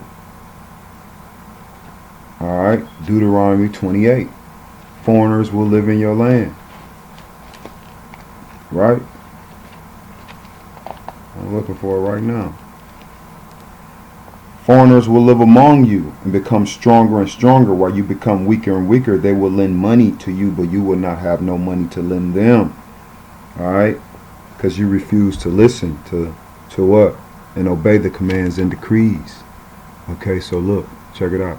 So that's going to lead us to Jeremiah 8 and 8. Alright? So we're going to lead into that. A person that lives in a suburban area, it is most difficult to understand that those who do not have air conditioning, those who do not have bread to feed their families, and there's nothing more devastating in a father to have 4 or 5 kids and do not know where he's going to get not only a job, but the next couple of meals to feed those 5 kids. Well, I think perhaps when I look back on the period, one of the things I see was people struggling for a voice and an opportunity to be heard about their concerns and their lives. And I think that was a theme to me that came out of the 60s in this community. Much of the discontent centered around unemployment. The lack of jobs paying livable wages threatened to undermine the black community's stability, so the demand for jobs grew louder. A close analysis of the labor market conditions in the early 60s reveals a pattern of exclusion that kept blacks in low-paying, menial work. Almost 25% of Milwaukee black families earned less than poverty-level income in the 60s. The black labor force was largely unskilled and semi-skilled.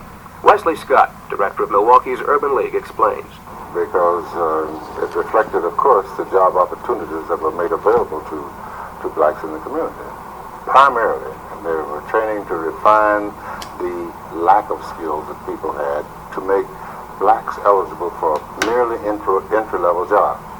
There was no opportunity, no wide range of opportunities for gaining technical skills, the kinds of things that people needed in order to enter into the mainstream. Milwaukee blacks began voicing concerns about the high rate of unemployment. While many felt conditions were worsening, city and state officials were contemplating cuts in already limited services. Blacks spoke out against these cuts. In jobs now, we work with men and women who are released from correctional institutions to change their negative attitudes, to find jobs for them or to get them into training so that they can enter the economic mainstream of the state of Wisconsin. When you cut off funds for that kind of program, that is precisely what is meant by being penny-wise and dollar-foolish. I represent a middle-class constituency, the middleman that's been squeezed pretty hard in the past. A man who is, quite frankly, concerned about the ever-increasing tax burden that's falling on him. A man that can bring home barely enough dollars to pay off his small mortgage, which is a lot larger than he wants it to be, to provide for his family as you want to provide for yours, and consequently he's faced with a sales tax or an income tax increase which he doesn't want, which he can't afford, and he can't rustle up a few bucks once in a while to take his family to something enjoyable and to have a pleasure in life. These are the people that we're attempting to represent, not the country clubbers and not the fat cats, but the guy that's in the middle, the guy that's been squeezed and squeezed tough with the taxes that have been befallen him. And there's not one of those men or women that don't perfectly sympathize with your action and wish that they could do something to alleviate the problem that you have. If you're so concerned about your middle class people, drop down a step to the poor class people and then put your concern on their part. Black leaders increased their efforts to provide jobs for the poor. We did the same thing that the Urban League always has. Alright, that's the Urban League, so you know what time it is, but like I said, because you know the funding behind that, and we'll get into that. You know the funding behind seminary schools, we'll get into that. Who funded seminary schools? Remember, we hit you over the head with that. We got to go back to that. Alright, who hit you with, who funded seminary schools, man? Alright, so what we're talking about, right, is who this documentary is dedicated to, right? Right? We're talking about who that's dedicated to, right? Right? Dedicated to the memory of Father James Gropey, right? Okay, now we didn't see one pic, right? One pic though. Okay, so let's get us a pic of what actually does this Father James Gropey look like, man, before we even get started. Black power, right? Nah, it ain't, you know, before we get into color, alright? Before we get into colorism, we ain't talking about colorism, alright? We're talking about a people who deny your God becoming your priest. Okay? And your prophets. Now all you see is Father Gropey with who? Nagas, right? Indigenous Americans, right? Israel and Judah, right? The Chawakees, right? The Creeks, the Seminoles, right? The Chickasaws, right? The Lenape, right?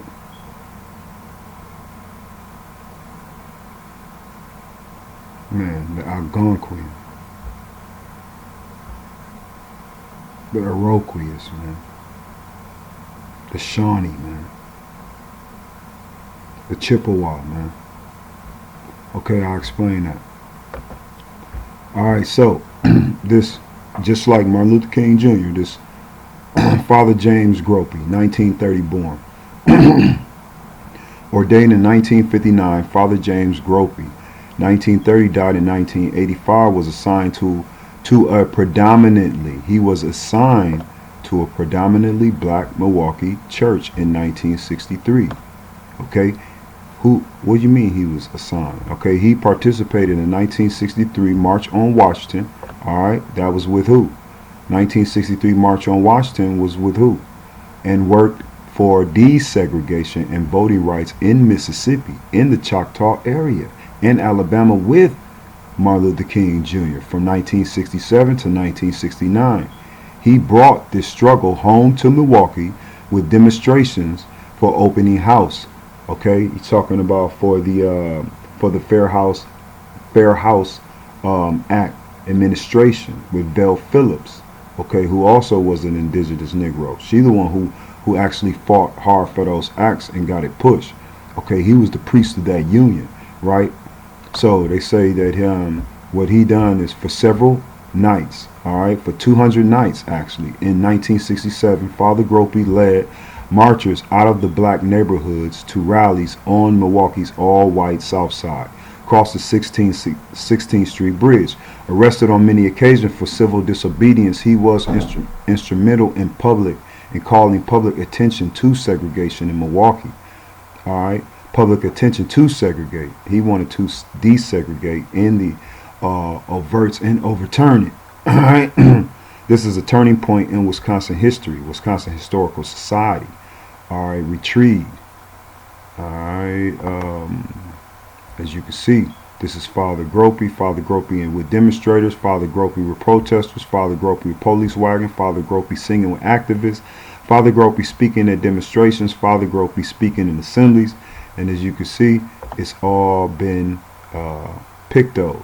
All right, you got pictures of all, so that means press was always there, right? Press was always there.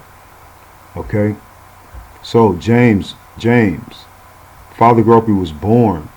James Gropey was born November 6, 1930. His parents immigrated from Italy. Okay, sound familiar? James grew up in Bay, Wisconsin, near Milwaukee. He had 11 brothers and sisters and worked at his parents' grocery store. All right, his parents owned a grocery store straight from Italy. Okay, James graduated from Bay High School, right? Then he went to seminary school. He wanted to become a Roman Catholic priest. Remember, Catholic is cafe. All right, Catholic is the cafes. That is the Andrews, the Rus of Russia, Moshe. All right, so this is like the after effects. Okay, James paid for seminary. All right, because remember, your Israelite brothers, what? They had hired Esau, put Esau in the camp. All right, then we had to end up fighting with Esau. And then remember the Assyrians and the Babylonians. All right, so you got to understand that, and you got to understand that they put Canaanites here with you. They put Canaanites here as the generals of their armies. You have to remember that. So,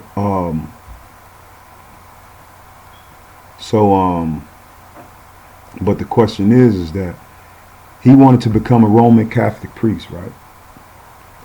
So James paid for a seminary. So that means he paid for seminary school by driving buses in Milwaukee.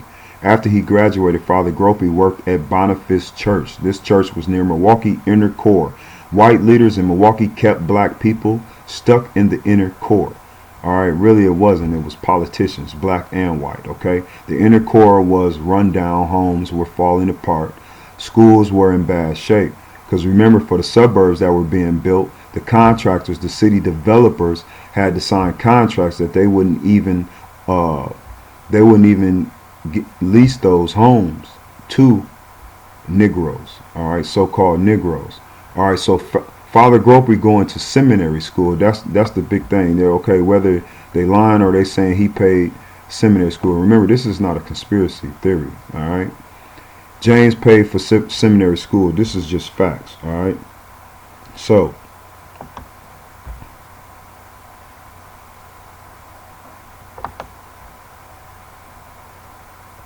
give me a second. All right, paid for seminary school. All right, so now when we talk about seminary schools, Martin Luther King is also one who went to seminary school. So we dug up an autobiography of religious development, right? This is his like dissertation or whatever, what his beliefs, right? So he had to write an autobiography of religious development, okay, while he was in seminary school. Martin Luther King, okay, so We dug up that. You can get the PDF for that. As you can see, I just went to the glossary, to Google. Okay. So what does it say on page 9? If you go to page 9 of it, he says he's denied. He said in Sunday school he denying the bodily resurrection of Jesus. Okay, at the age of 13, he was baptized at the age of 7. Okay, so at the age of 13, Martin Luther King's admit to denying the bodily resurrection of the Hamashiach, the bodily resurrection of the Judean people. Okay, the bodily resurrection. Okay, he's saying that we weren't hung on a tree and our people weren't enslaved and we won't resurrect. Okay, that's what he's telling you. That's what he's saying. So how can he, let's get into it. How can he, all right? So this is an autobiography of religious development. You understand? As you can see, we all were faced with that one day, not believing because of the trials and tribulations that we were faced through, not understanding, not believing in our Creator, right? Not believing in His Word, right? Not knowing who we were the children of Israel, right? And not understanding that we were the children of Judah, right? We just mad at the world because we're like the Sakari, we're not understanding. You understand? But we gonna understand. Like, we're going to understand, the children of Israel. You're going to understand that it's time to prophesy. Okay, an autobiography of religious development, Dr. Martin Luther King. So as you can see, this is his Crozier Theological Seminary School. Okay, September 20th, 1950. Okay, in Chester, PA. All right, it's autobiography. So let's get into it. Okay, in this revealing essay written for Davis course, The Religious Development of Personality, King reviews the influences of his family and church on his religious beliefs. King recalls a nurturing family life closely interwoven with activities in his church, okay, in his father's church, which conditioned him to be optimistic about human nature. It is quite easy for me to think of God of love, right? King writes, mainly because I grew up the God of love, right? Mainly because I grew up in a family where love was central and where lovely relationships were ever present.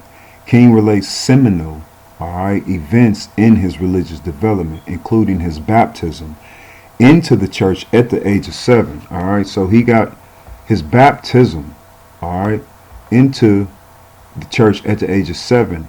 And his call into the ministry while in college. He attributes the decision to become a minister to his father. Noble example. Despite their theological differences, King retains his admiration for a real father. He also recounts 2 formative experiences: the shock of a childhood confrontation with racism and the death of his grandfather. His professional marked the paper excellent. So his professor marked this paper as excellent, all right, when he wrote about this. Okay, his birthplace was in Atlanta, Georgia.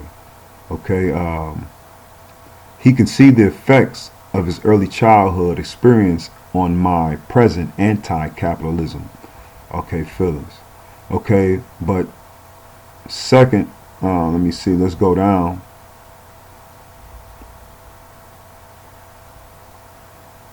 Okay, let's go down. Before we get to page 9, I want to just see some things that may back why he felt this way. Okay, the community in which I was born was quite ordinary in terms of social status. No one in our community had attained any great wealth. Most of the Negroes in my hometown who had attained wealth lived in a section of town known as Hunter Hills. The community in which I was born was characterized with a sought and unsophisticated simplicity. No one in our community was in extremely poor class. The community was not the slum district. It is probably fair to class the people of this community as those of average income. Yet I insist that this was a wholesome community, notwithstanding the fact that none of us were ever considered a member of the upper class. Crime wasn't a minimum in our community, and most of our neighbors were deeply religious. I can well remember that all my childhood playmates were regular school goers, were regular Sunday school goers. Not that I chose them on a basis, but because it was very difficult to find playmates in my community who did not attend Sunday school. I was exposed to the best education conditions in my childhood. At 3, I entered nursery school. The great childhood contact had a tremendous effect on my development of my personality. At 5, I entered kindergarten, and I remained for 1 year until I entered the 1st grade. One may ask at this point, why discuss such factors as above in a paper dealing with one's religious development? The answer to this question lies in the fact that the above factors were highly significant. Hold on one second. So factors were highly significant and determined, right? What factors were highly significant and determines my religious attitude? It is quite easy for me to think of God in a lovely manner because I grew up in a family where love was central. Okay, and where lovely relationships were ever present. It is quite easy for me to think of the universe as basically friendly, mainly because of my uplifting hereditary and environmental circumstances. It is quite easy for me to lean more towards optimism than pessimism about human nature, mainly because of my childhood experiences. It is impossible for me to get at the roots of one's religious attitude without taking into account the psychological and historical factors that play upon the individual, so that the above biographical factors are absolutely necessary in understanding my religious development. Now for a more specific phase of my religious development. It was at the age of 5 that I joined the church. Okay, at 5 he joined the church. He well remember how this event occurred. Our church was in the midst of a spring revival. Okay, and a guest evangelist had come down from Virginia. On Sunday morning, the guest evangelist came from our Sunday school to talk to us about salvation. Okay, and after a short talk on this point, he extended an invitation to any of us who wanted to join the church. My sister was the first to join the church that morning. After that, seeing her join, I decided I would not let her go ahead of me. So I was the next. Had never given this matter a thought, and even at that time, my baptism, I was aware of what was taking place. From this, it seems quite clear that I joined the church not out of any dynamic conviction, but out of a childhood desire to keep up with my sister like anybody else, right? Conversion for me was never an abrupt, because we were told, when you explain those times, we were totally lost out of what God really meant. All of us, even the pastors, everybody, right? We had white Jesus in our church, right? We had a white man hanging from the walls of our church, all right, with blue eyes, right? Conversion for me was never an abrupt something. I never experienced the so-called crisis moment. Religion had just been something that I grew up in. Conversion for me had been a gradual intaking of noble ideas set forth in my family and environment, and I must admit that this intaking had been largely unconscious. The church has always been a second home for me. As far back as I can remember, I was in church every Sunday. I guess this was inevitable since my father was a pastor of my church. But I never regretted going to church until I passed through a state of skepticism in my second year of college. My best friends were in Sunday school, and it was Sunday school that helped me to build the capacity for getting along with people. The lessons which I taught in Sunday school, right? Sunday school for helping me get along with people. All right, the lessons which I taught in Sunday school were quite in the fundamental line. None of my teachers ever doubted the infallibility. All right. So that could mean the wrongful teachings or the quality of being wrong. Okay, to be wrong. Okay, infallibility of the scriptures. Okay, most of them were unlettered and never heard of biblical criticism. Naturally, I accepted the teachings as they were given to me. I never felt any need to doubt them, at least any time I did. Okay, I guess I accepted biblical studies uncritically until I was about 12 years old. Okay, but this uncritical attitude could not last long, for it was contrary to the very nature of my being.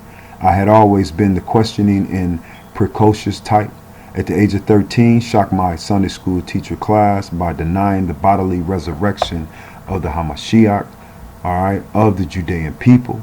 Okay, from the age of 13 on, doubts began to spring forth unrelentingly.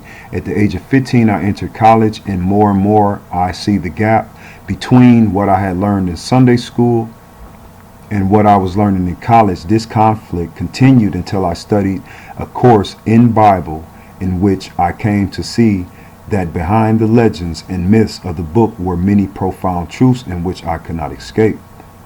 Okay. One or two incidents happened in my late childhood and early adolescence and tremendous effect, where he talked about how he had a friend who was so-called white, and then his parents didn't allow him to play with him no more, so that sent a traumatic feeling upon him where he didn't like white people anymore. Okay, so alright, so he immediately asked his parents about the motive behind such a statement. We were at dinner table when the situation was discussed, and here for the first time I was aware of the existence of a race problem. I had never been conscious of it before, and my parents discussed some of the tragedies that had resulted from this problem and some of the insults they themselves had confronted on account of it. I was greatly shocked, and from the moment on I was determined to hate every white person. As I grew older and older, the feeling continued to grow. My parents would always tell me that I should not hate white man, but that it was my duty as a Christian to love him. Okay, in this point, all right, the religious element came in. The question arose in my mind: how could you love a race of people who hated me, who had been responsible for breaking me up with my best friend? Okay, this was a great question in my mind for a number of years. I did not conquer this anti-white feeling until I entered college and came in contact with white students through working with interracial organizations. My days in college were very exciting ones. As stated above, my college training, especially the first 2 years, brought many doubts into my mind. Okay, I was at this period. It was at this period the shackles of fundamentalism were removed from my body. This is why when I came to Kosher, I could accept the liberal interpretation of relative ease. I could accept the liberal interpretation with relative ease. All right, what does liberal interpretation means? Okay, liberal interpretations means open to new behavior or opinions, okay, and willing to discard traditional values. All right, so what does that mean when he's talking about that? It's not saying that, okay, I'm open to different interpretations, meaning that of God, of Hawa, of our Hamashiach, of our Creator, saying that, okay, well, he didn't come to save everybody. He came to save the children of Israel, the children of Judah. He came to save the people who would acknowledge the seed, right? So therefore, I can see you saying that, but you're saying, okay, yeah, I'm coming from this passive Jesus, right? This passive Jesus, but not just passive. Not saying that in passive results, saying that everyone can be saved, okay? And so you're going to what? Now you're saying that you don't believe in even the resurrection of the people, or in the resurrection of the Hamashiach or his seed. Okay, so now you're saying that at the age of 19, finished college, and I was ready to end seminary school. But before what? Today I differ a great deal with my father theologically. Okay, but that administrator, so you're talking in circles, but that administrator, that admiration for a real father still remains in me. So you think different still to this day. This is not to say that he ever spoke. Okay, so let me see. Let's go down a little more. Okay. So at the present, I still feel the effects of the noble moral and ethical ideas I grew up under. They have been real and precious to me, and even in the moments of theological doubt, I could never turn away from them.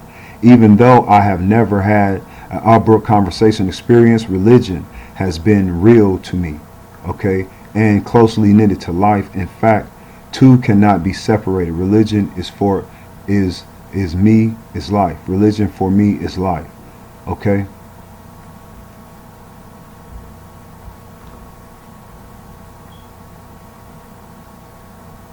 Okay, this event probably occurred when I was 7. The cultural application, King mentioned that he joined Ebenezer on 1936 and was baptized 2 days later. Reverend Coleman, guest evangelist, former Atlantis.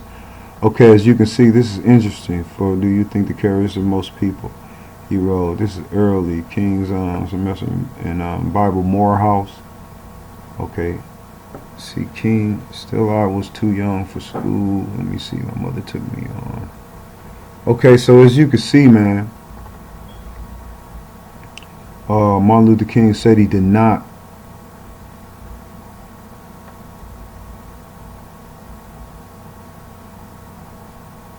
okay.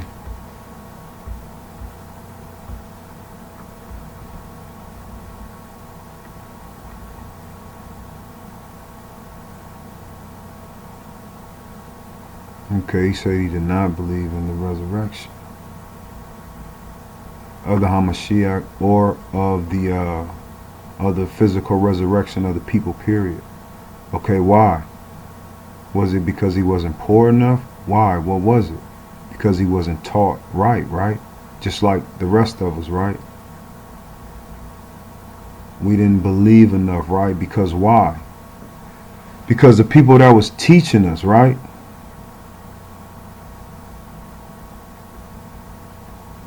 Because of the people that was teaching us. So therefore, he went to seminary school, and like you said, so now let's go to the scriptures, all right, and see what the scriptures say.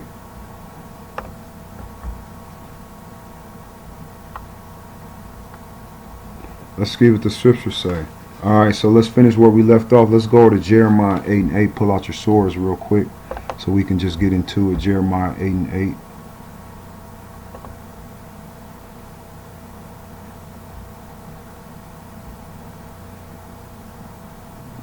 I see it. I'm a little blind. Alright. A little small, but I hope you can see it. Let's go to Jeremiah 8:8.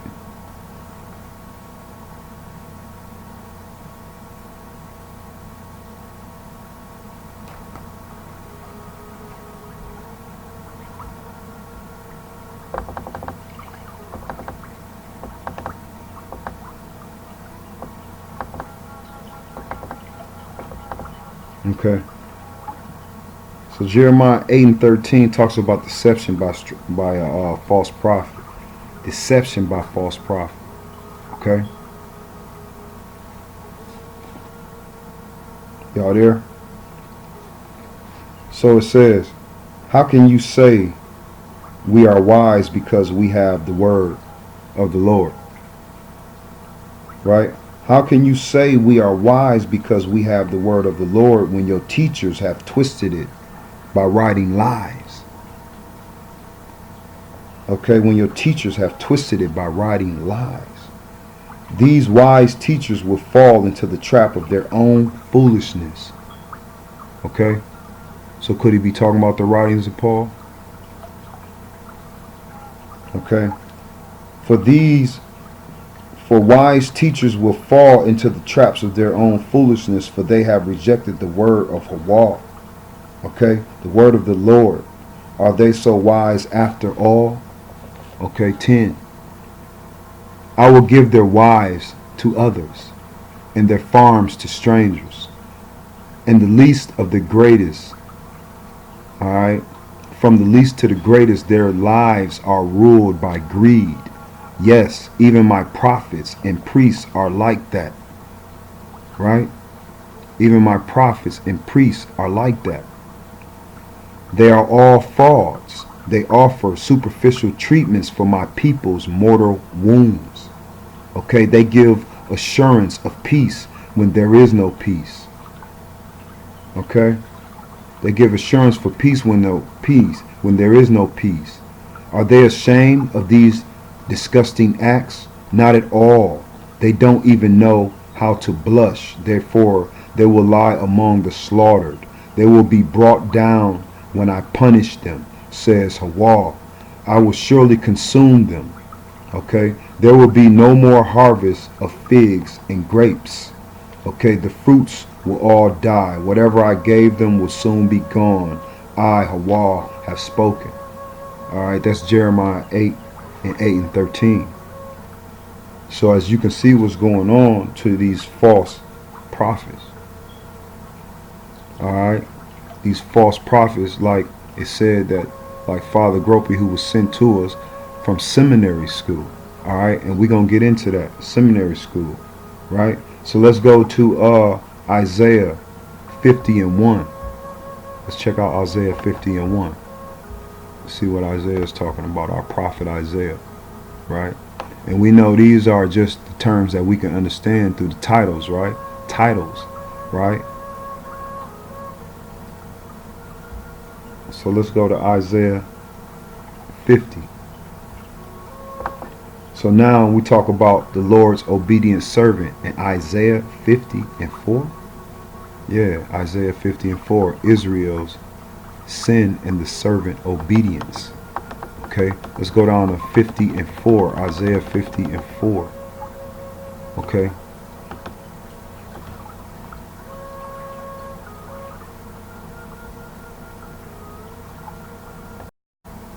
Alright, Shalaki, Shalom. Isaiah 50 and 4. Alright, let me go to it in the NLT.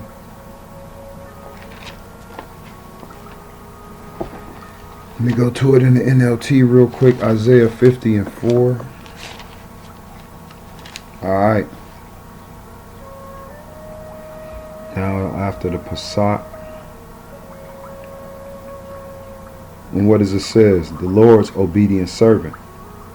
It says, the sovereign Lord has given me his words of wisdom, so that I know how to comfort the weary. Right? So I know how to comfort the weary. Morning by morning he wakens me and opens my understanding to his will. The sovereign Lord has spoken to me, and I have listened. I have not rebelled or turned away. I've offered my back to those who beat me, and my cheeks to those who pulled out my beard. Okay? I did not hide my face from mockery and spitting, because the sovereign Lord helps me. I will not be disgraced. Therefore I have set my face like a stone, determined to do his will. And I know that I will not be put to shame. He who gives me justice is near. Okay? Who would dare to bring charges against me now? Okay? Where are my accusers? Let them appear. See, the sovereign Lord on my side. Who will declare me guilty? All my enemies will be destroyed. Okay? Like old clothes that have been eaten by moths. Okay, see, they didn't teach you that in the church in those days. Alright? Alright? Because the Antichrist was already in there. Okay? Who among you fears Ahchwa and obeys his servant? Okay? Who among you fears Ahchwa and obeys his servant? Alright? Alright, that's 10. Alright, if you are walking in darkness without a ray of light, trust in Ahchwa and rely on your God. But watch out if you live in your own light and warm yourselves by your own fires. This is the reward you will receive from me. You will soon fall down in great torment. Okay? In great sorrow. Alright? So Ahchwa says, but watch out for you who live in your own light and warm yourselves by your own fires. This is the reward you will receive from me. You will soon fall down in great torment. Alright, what is he talking about? All right, that's Isaiah 51. So let's go over to Isaiah 53. All right, come on, man, keep up. Let's go to Isaiah 53. All right, what is we talking about? All right, let's get over to Isaiah 53. All right, let's check it out. Isaiah 53, verse 1.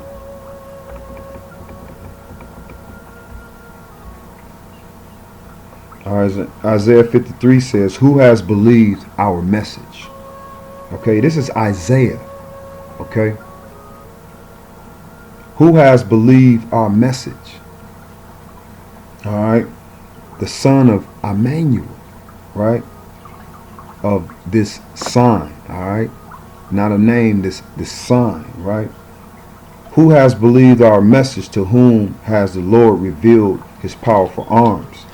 Okay, my servant grew up in the Lord's presence like a tender green shoot. Okay, like a tender green shoot, like a root in dry ground. There was nothing beautiful or majestic about his appearance. Okay, nothing to attract us to him. Okay, he was rejected and despised. In 3, he was rejected and despised, of man's sorrows and acquainted with grief. Okay, we turned our backs on him and looked the other way. He was despised and we found not care. Okay, do that sound familiar? Yet it was our weakness he carried.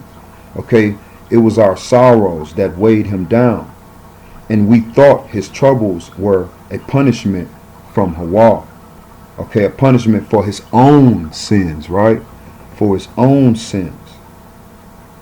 But he was pierced for our rebellion, all right? For our rebellion. Now, who are he talking about? He's talking to the other Israelites, right? To the other Israelites, to the other children of Judah, right? He was beaten so we could be whole. He was whipped so we could be healed. Okay, verse 6. All of us like sheep have strayed away. We have left Ahchwa's path to follow our own. Okay, so that's what Isaiah was talking about. Okay. Okay. Yet Ahchwa laid on him the sins of us all. Okay. Ahchwa laid on him the sins of us all. Okay, he was oppressed and treated harshly. Okay, yet he never said a word. All right, this is Isaiah 53. Okay, he was led like a lamb, all right, to the slaughter. And as a sheep is silent before his shears, he did not open his mouth. All right, unjustly condemned. All right, he was led away. No one cared that he died without descendants. His life was cut short in midstream, but he was struck down. All right, but he was struck down for the rebellion of my people. Okay, for my people. He had done no wrong, and he had never deceived no one. All right, but he was buried like a criminal, and he was put in a rich man's grave. That sound familiar? That sound familiar? Go to 10. All right, because then this is what seminary school denounces, right? This is what seminary schools makes you a priest because of how you think, right? So when he said that he denounced the resurrection, okay, that's what allowed him to be a priest, right? Okay, so let's check out 10. Okay, but it was Ahchwa's good plan to crush him and cause him grief. All right, we're talking about the children of Judah. We're talking about Israel. We're talking about the children of Judah. All right, Nun, the Mem. All right, the Tau. All right, we're talking about the children of Judah, the seed. All right, who died. All right, died not knowing who the Creator is and is to be resurrected in glory. All right, yet when his life is made as an offering for sin. All right. Yet when his life is made as an offering for sin. His life is made as an offering for sin. All right, where we go? Okay. offering for sin. Okay, for guilt, offerings of sin. Okay.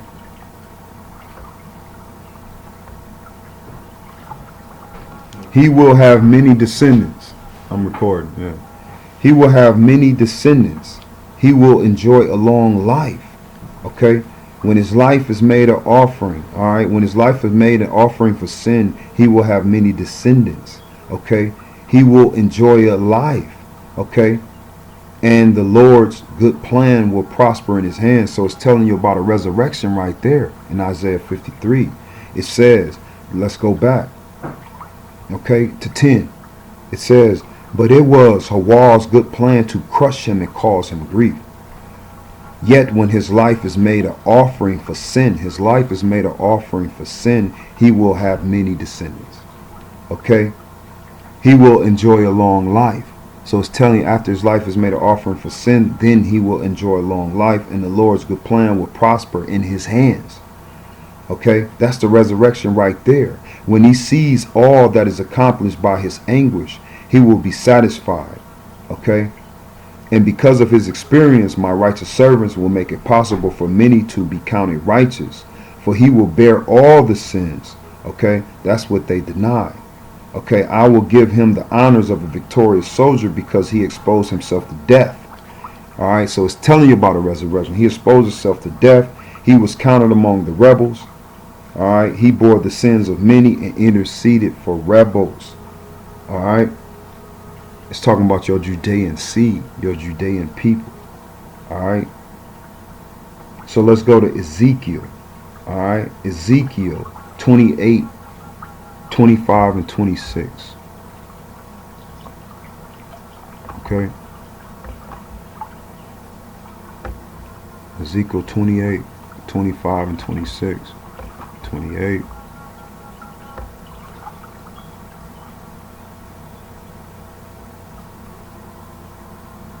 Israel gathered in security.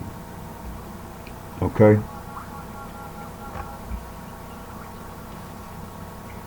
Alright, so what did I say? Ezekiel.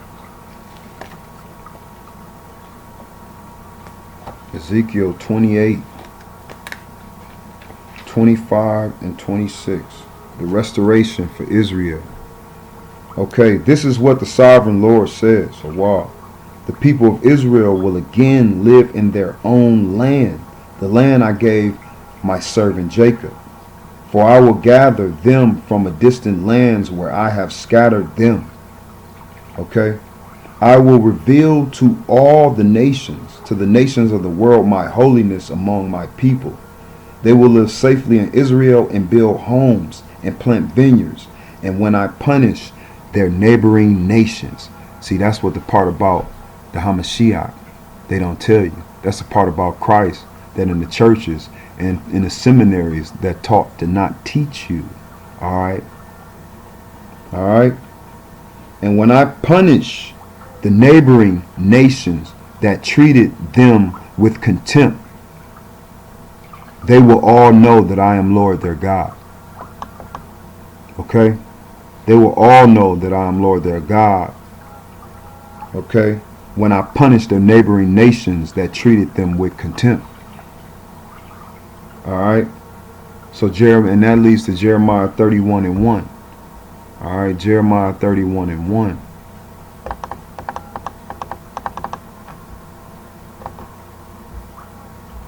(31 and 1).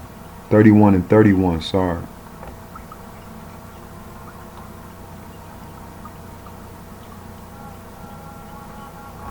Alright, new covenant. Alright, it ain't until then that a new covenant. Alright, Jeremiah 31, let me go there real quick. Alright, Jeremiah 31 and 1, what does it say? Alright, it says, in that day, says Hawa, I will be good of all. I will be the God of all the families of Israel, and they will be my people. Okay, they will get along. This is what the Lord says. Those who survive the coming destruction, all right, will find blessings even in the barren land. For I will give for I will give rest to all the people of Israel. Long ago, alright, Hawa said to Israel, I have loved you, my people, with an everlasting love. With an unfailing love, I have drawn you to myself. Okay? I will rebuild you, my virgin Israel. You will again be happy and dance merrily with your tambourines.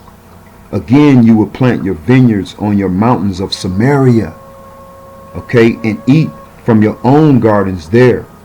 The day will come when watchmen will shout from the hill country of Ephraim, come, let us go to Jerusalem and worship the Lord our God, Hawa.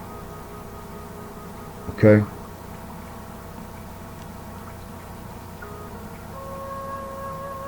You understand?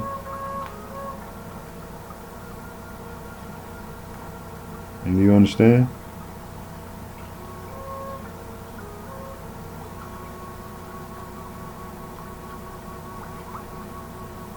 You understand? Now this is what the Lord says. Sing with joy for Israel. Shout for the greatest of nations. Shout out with praise and joy. Save your people, O Lord, the remnant of Israel. For I will bring them from the north and from distant corners of the earth. Alright, from the north and from distant corners of the earth. Alright, who are you talking about? I will not forget the blind and lame, the expectant mothers and women in labor. The great company will return. Tears of joy will stream down their faces, and I will lead them home with great care. They will walk beside quiet streams, alright, and on smooth paths where they will not stumble. For I am Israel's fathers, and Ephraim is my oldest son. Alright, listen to this message. Alright, you nations of the world, proclaim in distant coastlands. The Lord who scattered his people will gather them and watch over them as a shepherd does his flock. For the Lord has redeemed Israel from those too strong for them. They will come home and sing songs of joy on heights of Jerusalem. Alright? Alright, so look. Now. So look. Denying the bodily resurrection of the Hamashiach, denying the bodily resurrection of our people, of who you call Jesus Christ, right? Right?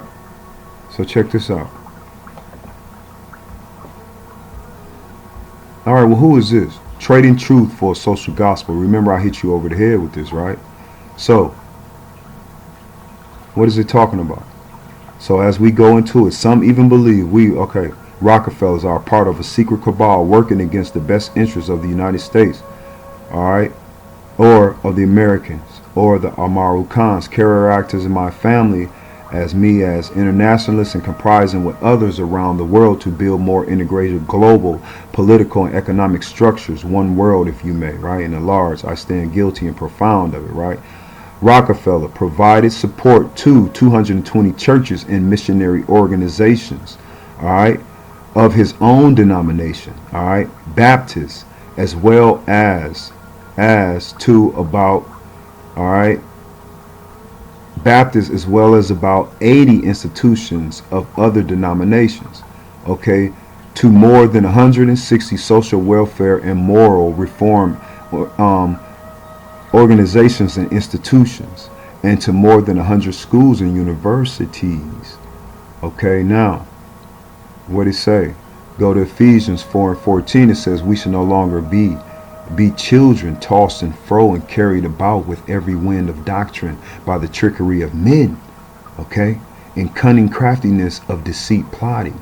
All right, infiltration and deception have been the tools of conspirators through the ages, and the church has been a primary target. Okay, after all, God warns us that the whole world is under the sway of the evil one. 1 John 5:19. Okay, one of the most effective schemes is to redefine God's word, okay, and divert Christians from his unchanging truth to man's shifting wants and ideas. Okay, for example, Hawa calls us to serve the poor and fill our hearts with love for the needy, right? For the needy, not for everybody, for the needy.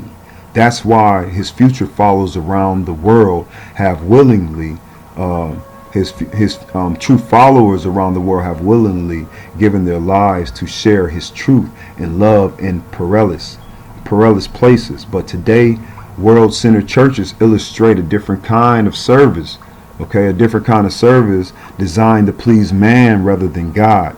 It strains its self-service to hide the offensive truths of the gospel. All right. Okay. Called Father, let's check out the social gospel councils of churches. Okay. And Fabian socialism. Okay. Called Father of Social Gospel, Walter Rauschenbusch, in 1861 to 1918. Okay. Grew up in German Lutheran immigrant family in New York. Okay, Lutheran family in New York. He studied theology at the University of Rochester, one of the hundreds of educational and Christian institutes funded by John D. Rockefeller. All right, he's telling you he's funded by John D. Rockefeller as pastor in the Baptist. After pastoring the Baptist church among poor immigrants in New York City for a few years, he joined the faculty at Rochester Theological Seminary School and funded by Rochester Theological Seminary. Is also funded by Rockefeller. In 1902, he became its professor of church history. All right. From that prominent platform, he wrote books such as Christianizing the Social Order, okay, a theology of social gospel, steeped in higher criticism and socialist ideology. He taught what many considered a more relevant and compassionate gospel. All right, a more relevant and compassionate gospel. That's what he taught. Okay, a more one than what? The original one, right? As a result, he changed both the emphasis and the direction of American Protestantism. Okay, he changed American Protestantism. Okay, Rauschenbusch introduced Jesus not as one who would come to save sinners from their sins, but as one who had a social passion for society. Okay, talking about Christ who will come to save Israel and Judah, right? I only came the children who God gave me. That's the children of what? Jacob, right? Abraham, Isaac, and Jacob. All right, for a social passion, for society. He and his comrades established the brotherhood of the kingdom, which unified. All right, they call them the Jesuits, which unified like-minded church leaders under a common socialist quest for an earthly kingdom of God. Their plan would have fit our times. It's called a political reform, ecumenical unity, social justice. Okay, a global peace to justify its place in Christianity. Theologians, words like redemption and regeneration were defined to fit social ideas. Sounds familiar, right? Popular churches leaders use the same strategy today. All right. The secret message of Jesus twists God's word into an endorsement of earthly interfaith kingdom. All right, the secret message, that's the stuff they teach, right? But what does it say? All right, what does it says? All right, understand the gospel is not about pie in the sky when they die.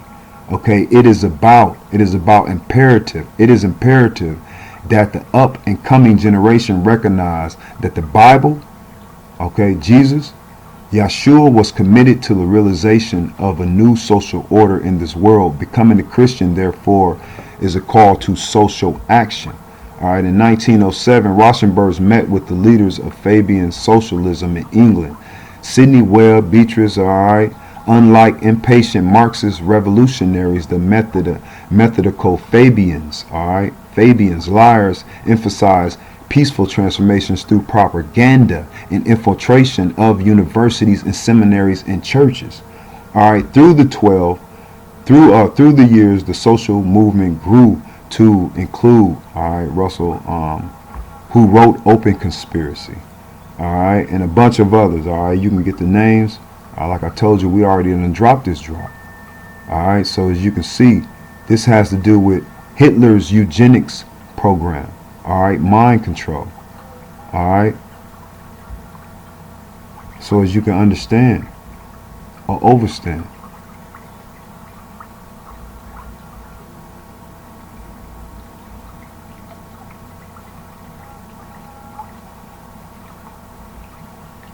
Okay, I hope you can understand or overstand. Okay, read this. Go back and read this. Okay?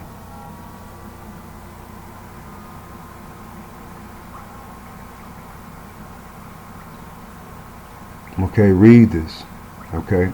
I have given them your word, and the world has hated them because they are not of the world, just as I am not of the world. Sanctify them by your truth. Your word is true. That's John. Alright, 17, 14, and 17. Alright. What you're doing is these people are giving you false doctrine because they're teaching you false doctrines. I mean, our doctrine is easy enough to bob and weave. Alright, we understand it. We pulling our Hamashiach. Alright, this is the Judean lineage. Okay, this is the Judean priesthood. Alright, Hawal said he will raise a kingdom of priests, and that's what the Hamashiach is doing. That's what who you call Jesus Christ is doing. That's what Christ is doing. Alright, that's what he's doing. And yes, you still have to worship the laws, because that's what Christ Hamashiach said. You have to worship the laws.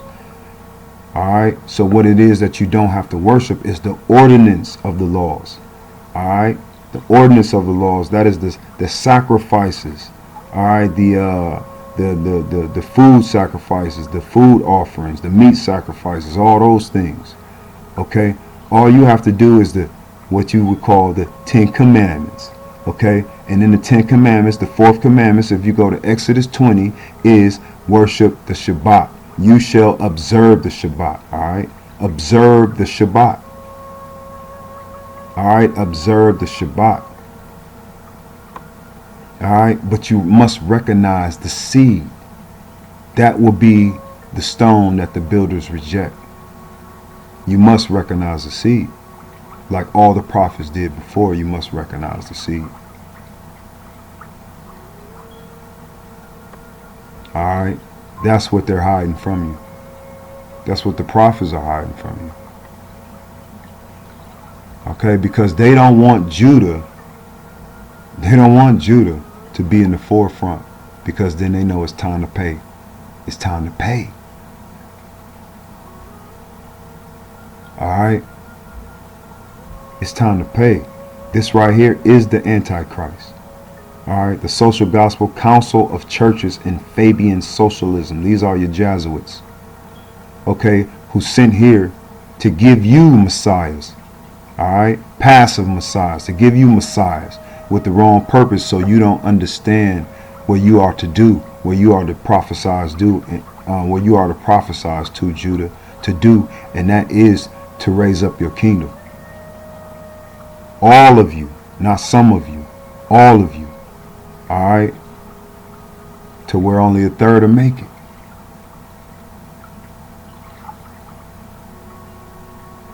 Everyone is against Israel and Judah. You gotta understand that. Even Israel is against Judah. Everyone is against Israel because everybody have to get in line. So Baal Hashem Abba Hawa Yahushua Hamashiach. Baal Hashem Abba Hawa Yahushua Hamashiach. Alright, y'all check over. It's a lot of things that I didn't cover. Alright, that you can cover. Check it out, man. It's a beautiful thing. Baal Hashem Apala Ka Tawab to all my Shabbatah. This is 432 all the way up, like Enoch. Alright, all the way up, all the way up. Alright, all the way up Kesakota, all the way up, all the way up Kesakota, all the way up Huimach, all the way up Moshe, all the way up Yeshua HaMashiach,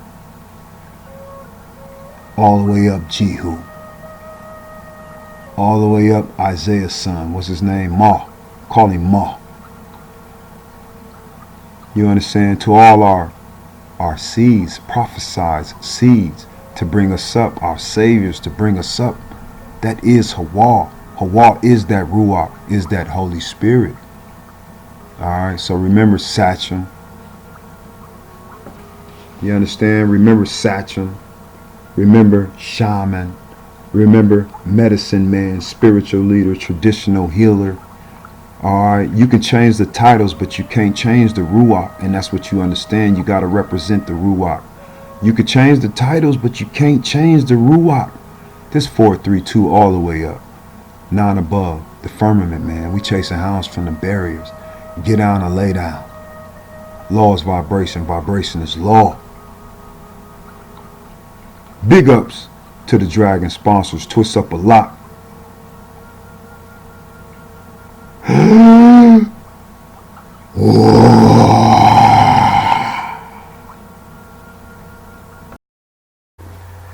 Shalom. So yeah, we want to start off in chapter 15 where Uzziah rules in Judah. Now this is the first king of Judah with leprosy. Okay, so it talks about that.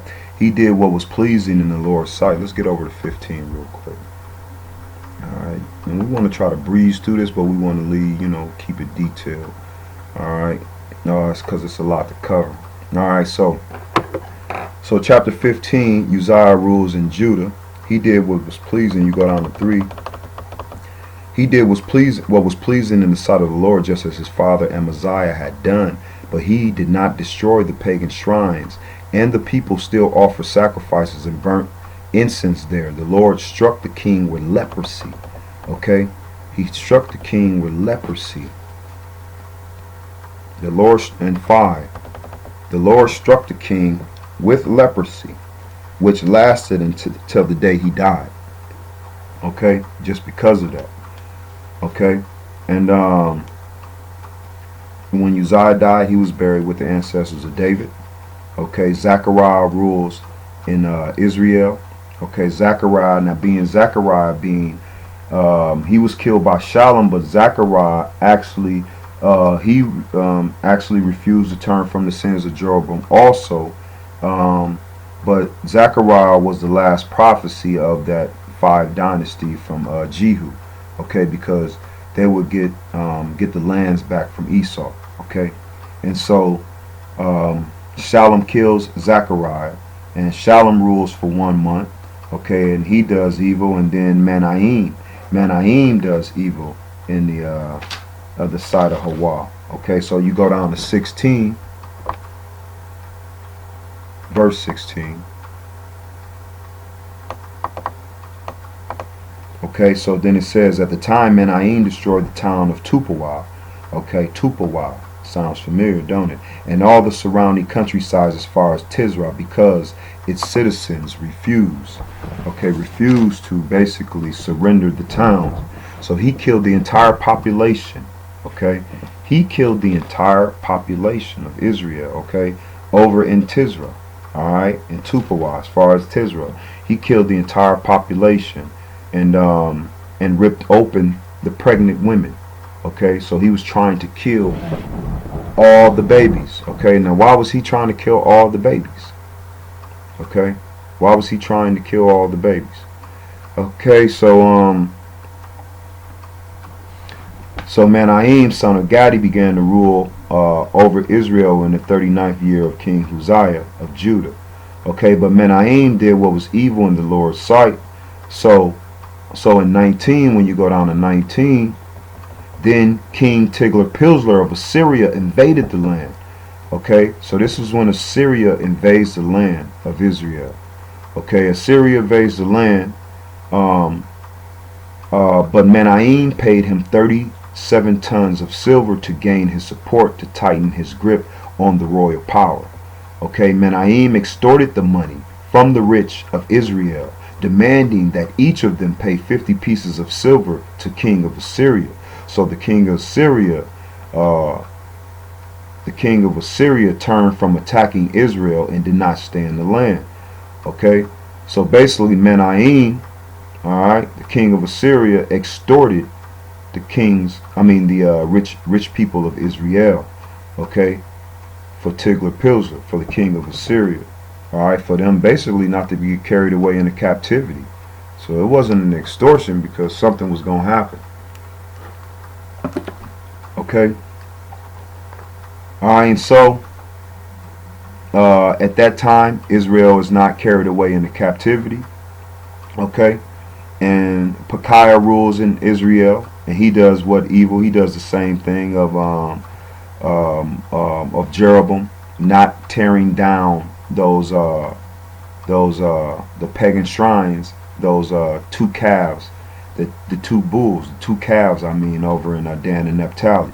So then Pekah, son of Remaliah, all right, the commander of Pekahiah's army, conspired against him. All right, with 50 men of Gilead, Pekah assassinated the king along with Argam and Arioch in the citadel in the palace at Samaria. Okay, and so then Pekah rules in Israel. All right, so if you go down to 27, Pekah rules in Israel. All right. During Pekah's reign, Pekah did what was evil in the sight of Ahchwa, all right, but committing the same sins. So during Pekah's reign, Tiglath-Pileser of Assyria attacked Israel again, and he captured the town of Ion, Abba-Beth, Makkah, Jonah, Kadesh, and Hazar. He also conquered the regions of Galilee and all of Naphtali, and he took the people to Assyria as captives. All right, so there he took the people to Assyria as captives. Alright, right here in 29. Okay. Alright, so then at that same time, Jotham was ruling in Judah. Okay, so now as you can see, this is where Israel starts to go in captivity, right, into Assyria. Okay, and now that Assyria being it don't matter if it was in walking distance or if it was across waters, but mainly it being in walking distance because, well, you know, in traveling distance, because this was an overnight thing, you know, how we would be in Assyria the next morning. Okay, and so these were just lands, crossing lands, boundary lands that were held by other nations. Okay, lands here that were held by other nations. Okay, lands not that far away that were basically held by other nations. Okay, so it's all beautiful because everything is ordained by the Most High. So that's what Israel and Judah has to see, and that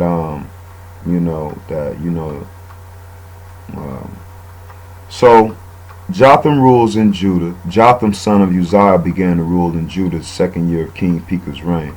Okay, Jotham did what was pleasing in the eye of the Lord. If you go down to 34, he did what was pleasing in the eye of the Lord. He did everything his father Uzziah had done, but he did not destroy the pagan shrines. Okay, again, okay, he let the people build incense. He rebuilt the upper gate of the temple of the Lord, though.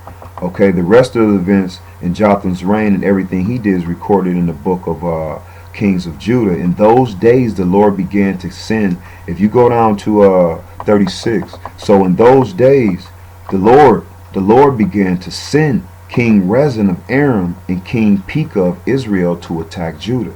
Alright, so as you can see in 37, in those days the Ahchwa had sent King Rezin of Aram. Okay, Passat, King Rezin of Aram and King Pekah of Israel. Okay, so you can see Aram and Israel, Aram, which is Esau, Edom, were invading Judah. Okay, they were invading Judah at that time. So you can look at this from your perspective. All right, you can look at this from your perspective, and you can see that these more and more wars were your people on your people. Now this is Esau. Now this is a war with Esau, Edom, Judah, and Israel. That's all of Shem. That's all of Abraham's seeds. Okay. Now you go down to 16. 16 is Ahaz rules in Judah. Okay. Ahaz then rules in Judah. Okay, after Jotham. Okay, so Ahaz, son of Jotham, began to rule over in Judah. And he even sacrificed his own son in the fire. Okay, this is in 16. He even sacrifices his own damn son in the fire. Okay, and in this way he followed the detestable practice of the pagan nations. Okay, the pagan nations that the Lord had talked about. Alright, that the Lord had driven from the land ahead of the Israelites. He offered sacrifices and burnt incense. Okay, so the king Rezin of Aram and King Pekah of Israel came up to attack Jerusalem. They besieged Ahaz but could not conquer him. At the time of King Edom recovered the town of Elath. Okay, so now King Edom recovered those towns of Elath, right? For Edom, he drove out the people of Judah and sent Edomites to live there as they do to this day. Alright, so in Elath, Edom is there to this day because King Rezin of Edom, alright, King Rezin of Edom drove out Judah. Alright, drove out Judah, and Edomites are there to this day. Okay, and then King Ahaz sent messengers to King Tiglath-Pileser of Assyria. Alright, because of all this. And this is what he says. He says, I am your servant, your vassal. Come up and rescue me from attacking armies of Aram and Israel. Okay, so now it's a turning point in this situation. Now you can see, right, King Ahaz, right, of Judah is telling Tiglath-Pileser of Assyria, right, over in 16:7. Alright, King Tiglath-Pileser of Assyria, that basically, I am your son. Come son me, man. I am your vassal. What does vassal mean? Vassal means what?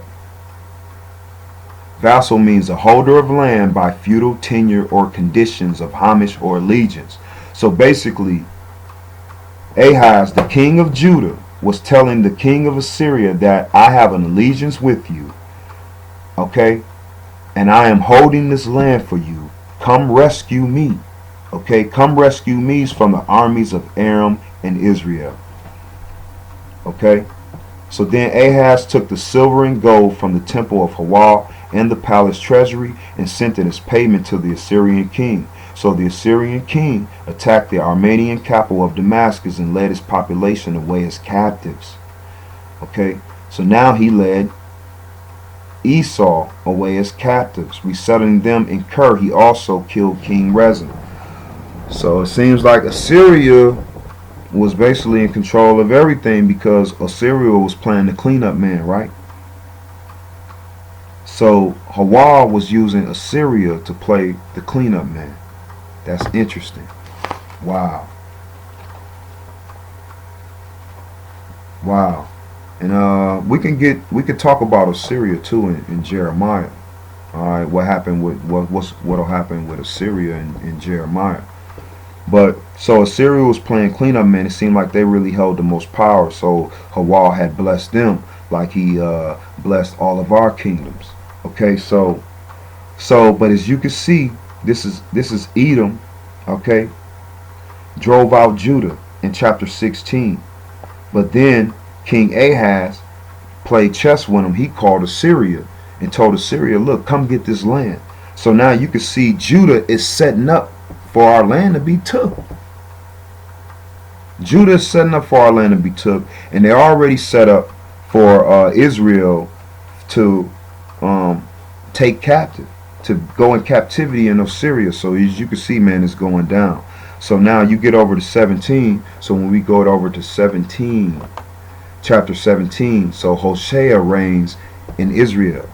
All right, so now this is Hoshea being the last king of Israel. So this is Hoshea. Remember how Moses called Joshua different names. He called him by Josiah, Hoshea, okay, and Joshua. So now you can see what I'm basically saying is that Ruach had to come in this for a particular reason, okay? I don't know why, but Hoshea ended up, Hoshea actually, we'll get into it. All right, so the last King Hosea rules in Israel. Okay, but Hosea is in prison. All right, he gets sent to prison by Shalmaneser because he tried to form a confederacy with Egypt. Okay, so Shalmaneser tried him for treason. All right, so let's talk about it. Let's get into 17. Chapter 17. Hosea rules in Egypt.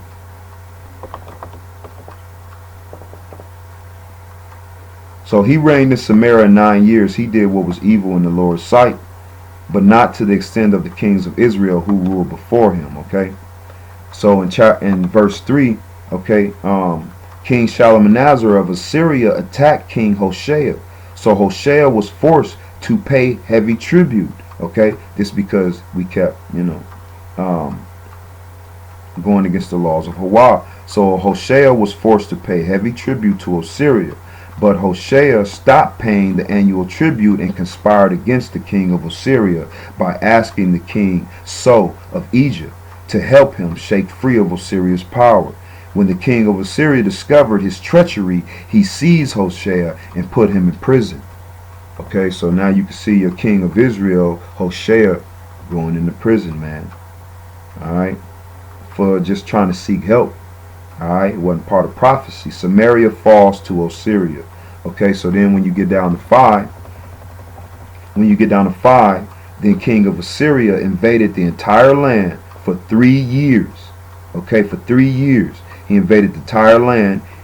He besieged the city of Samaria. He finally, in the 9th year, King Hosea reigned, Samaria fell and the people of Israel were exiled to Assyria. Okay, the fall of Assyria. You go down, the fall of Israel. So you go down to verse 6.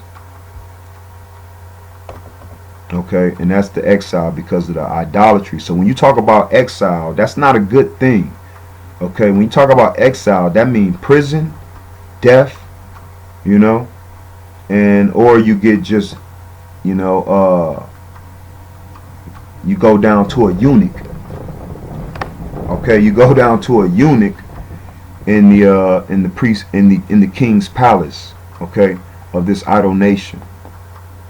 Okay, but you get to live and you get to bring gifts upon the Hawa because upon that idol nation king, because remember Hawa still has a promise with you. So these other nations used us as hostess in their palaces because so they can get all the blessings, okay, from Hawa because of us. Okay, so where we at with it? So Samaria falls, right? He says Assyria invaded the entire land for 3 years. I don't know if that's a metaphor or symbolic, but 3 years is what it says. He besieged the city of Samaria. Finally, in the 9th year, King Hosea's reign, Samaria fell, and all the people of Israel were exiled to Assyria. Okay.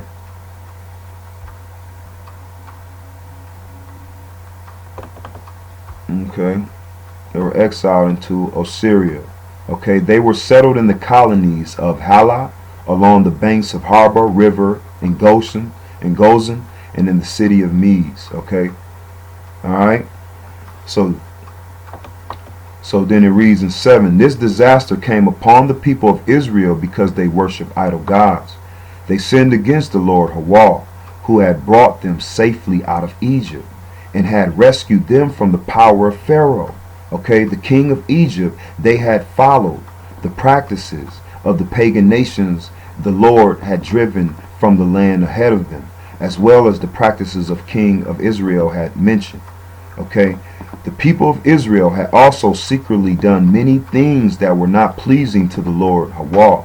They built pagan shrines for themselves in all their towns, from the smallest outpost to the largest walled city. They set up sacred pillars and Asherah poles at the top of every hill and under every green tree. They offered sacrifices on all the hilltops, just like the nations of the Lord had driven out of the land ahead of them. So the people of Israel had done many evil things, arousing the Lord's anger. Yes, they worship idols despite Hawa's specific and repeated warnings. Okay, so let's go down to 13. It says again and again, again and again. Okay.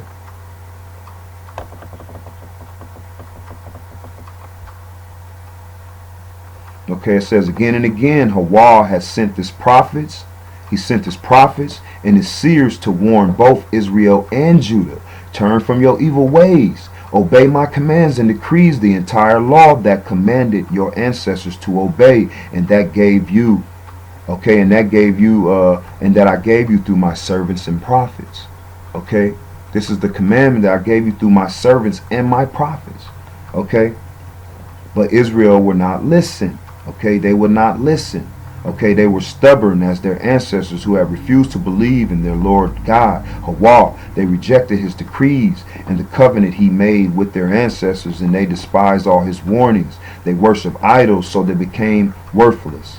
Okay, they worshiped worthless idols, so they became worthless. Okay, they followed the examples of the nations around them, disobeying the Lord's command not to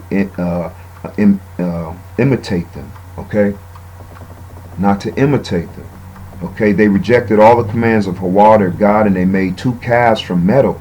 Okay, they made 2 calves from metal, talking about from Jeroboam, who made the 2 calves and put them in Dan and Naphtali. And he said, look, don't worship, don't go to Jerusalem to worship your God. You can worship them right here, remember? Okay, they set up an Asherah pole and worship Baal and all the forces of heaven. They even sacrificed their own sons and daughters in the fire. They consulted fortune tellers and practiced sorcery and sold themselves into evil, arousing the Lord's anger. Because the Lord was very angry with Israel, he swept them away from his presence. Okay? He swept them away from his presence. Only the tribe of Judah remained in the land.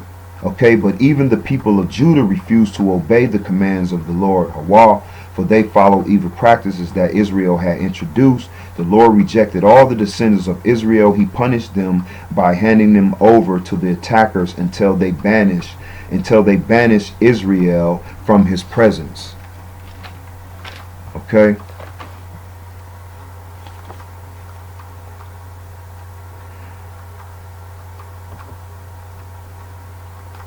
So Israel is basically banished.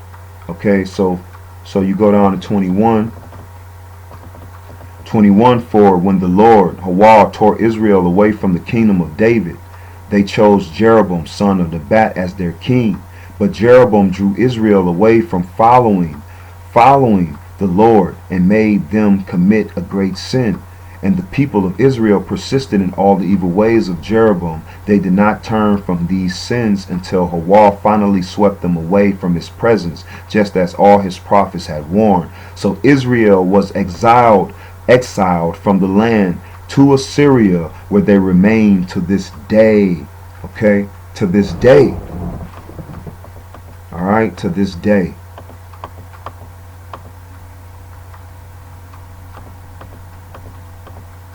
All right, where they remain in Assyria to this day. Okay.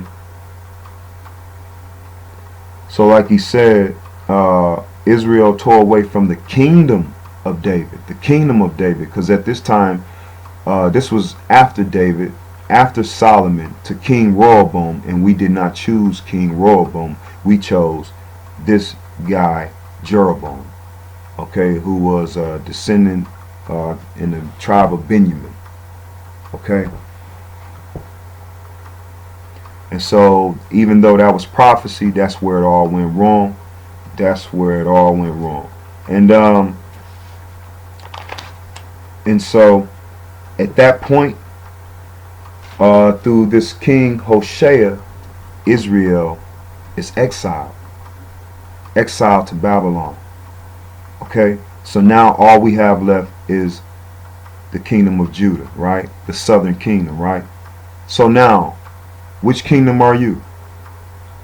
Okay, since we know so much, okay, we don't know nothing, right? Because now Israel is exiled, right? So now Judah is still here. Okay, so what was going on? So if you got one kingdom already exiled, and then you got another kingdom that's still here, okay, you understand what's going on?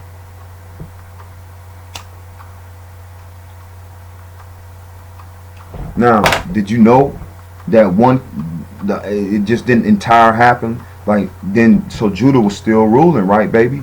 Judah was still ruling. Alright, Judah is still ruling. Judah is still ruling at this time. At this exile. Okay, so let's get it. Give me a second.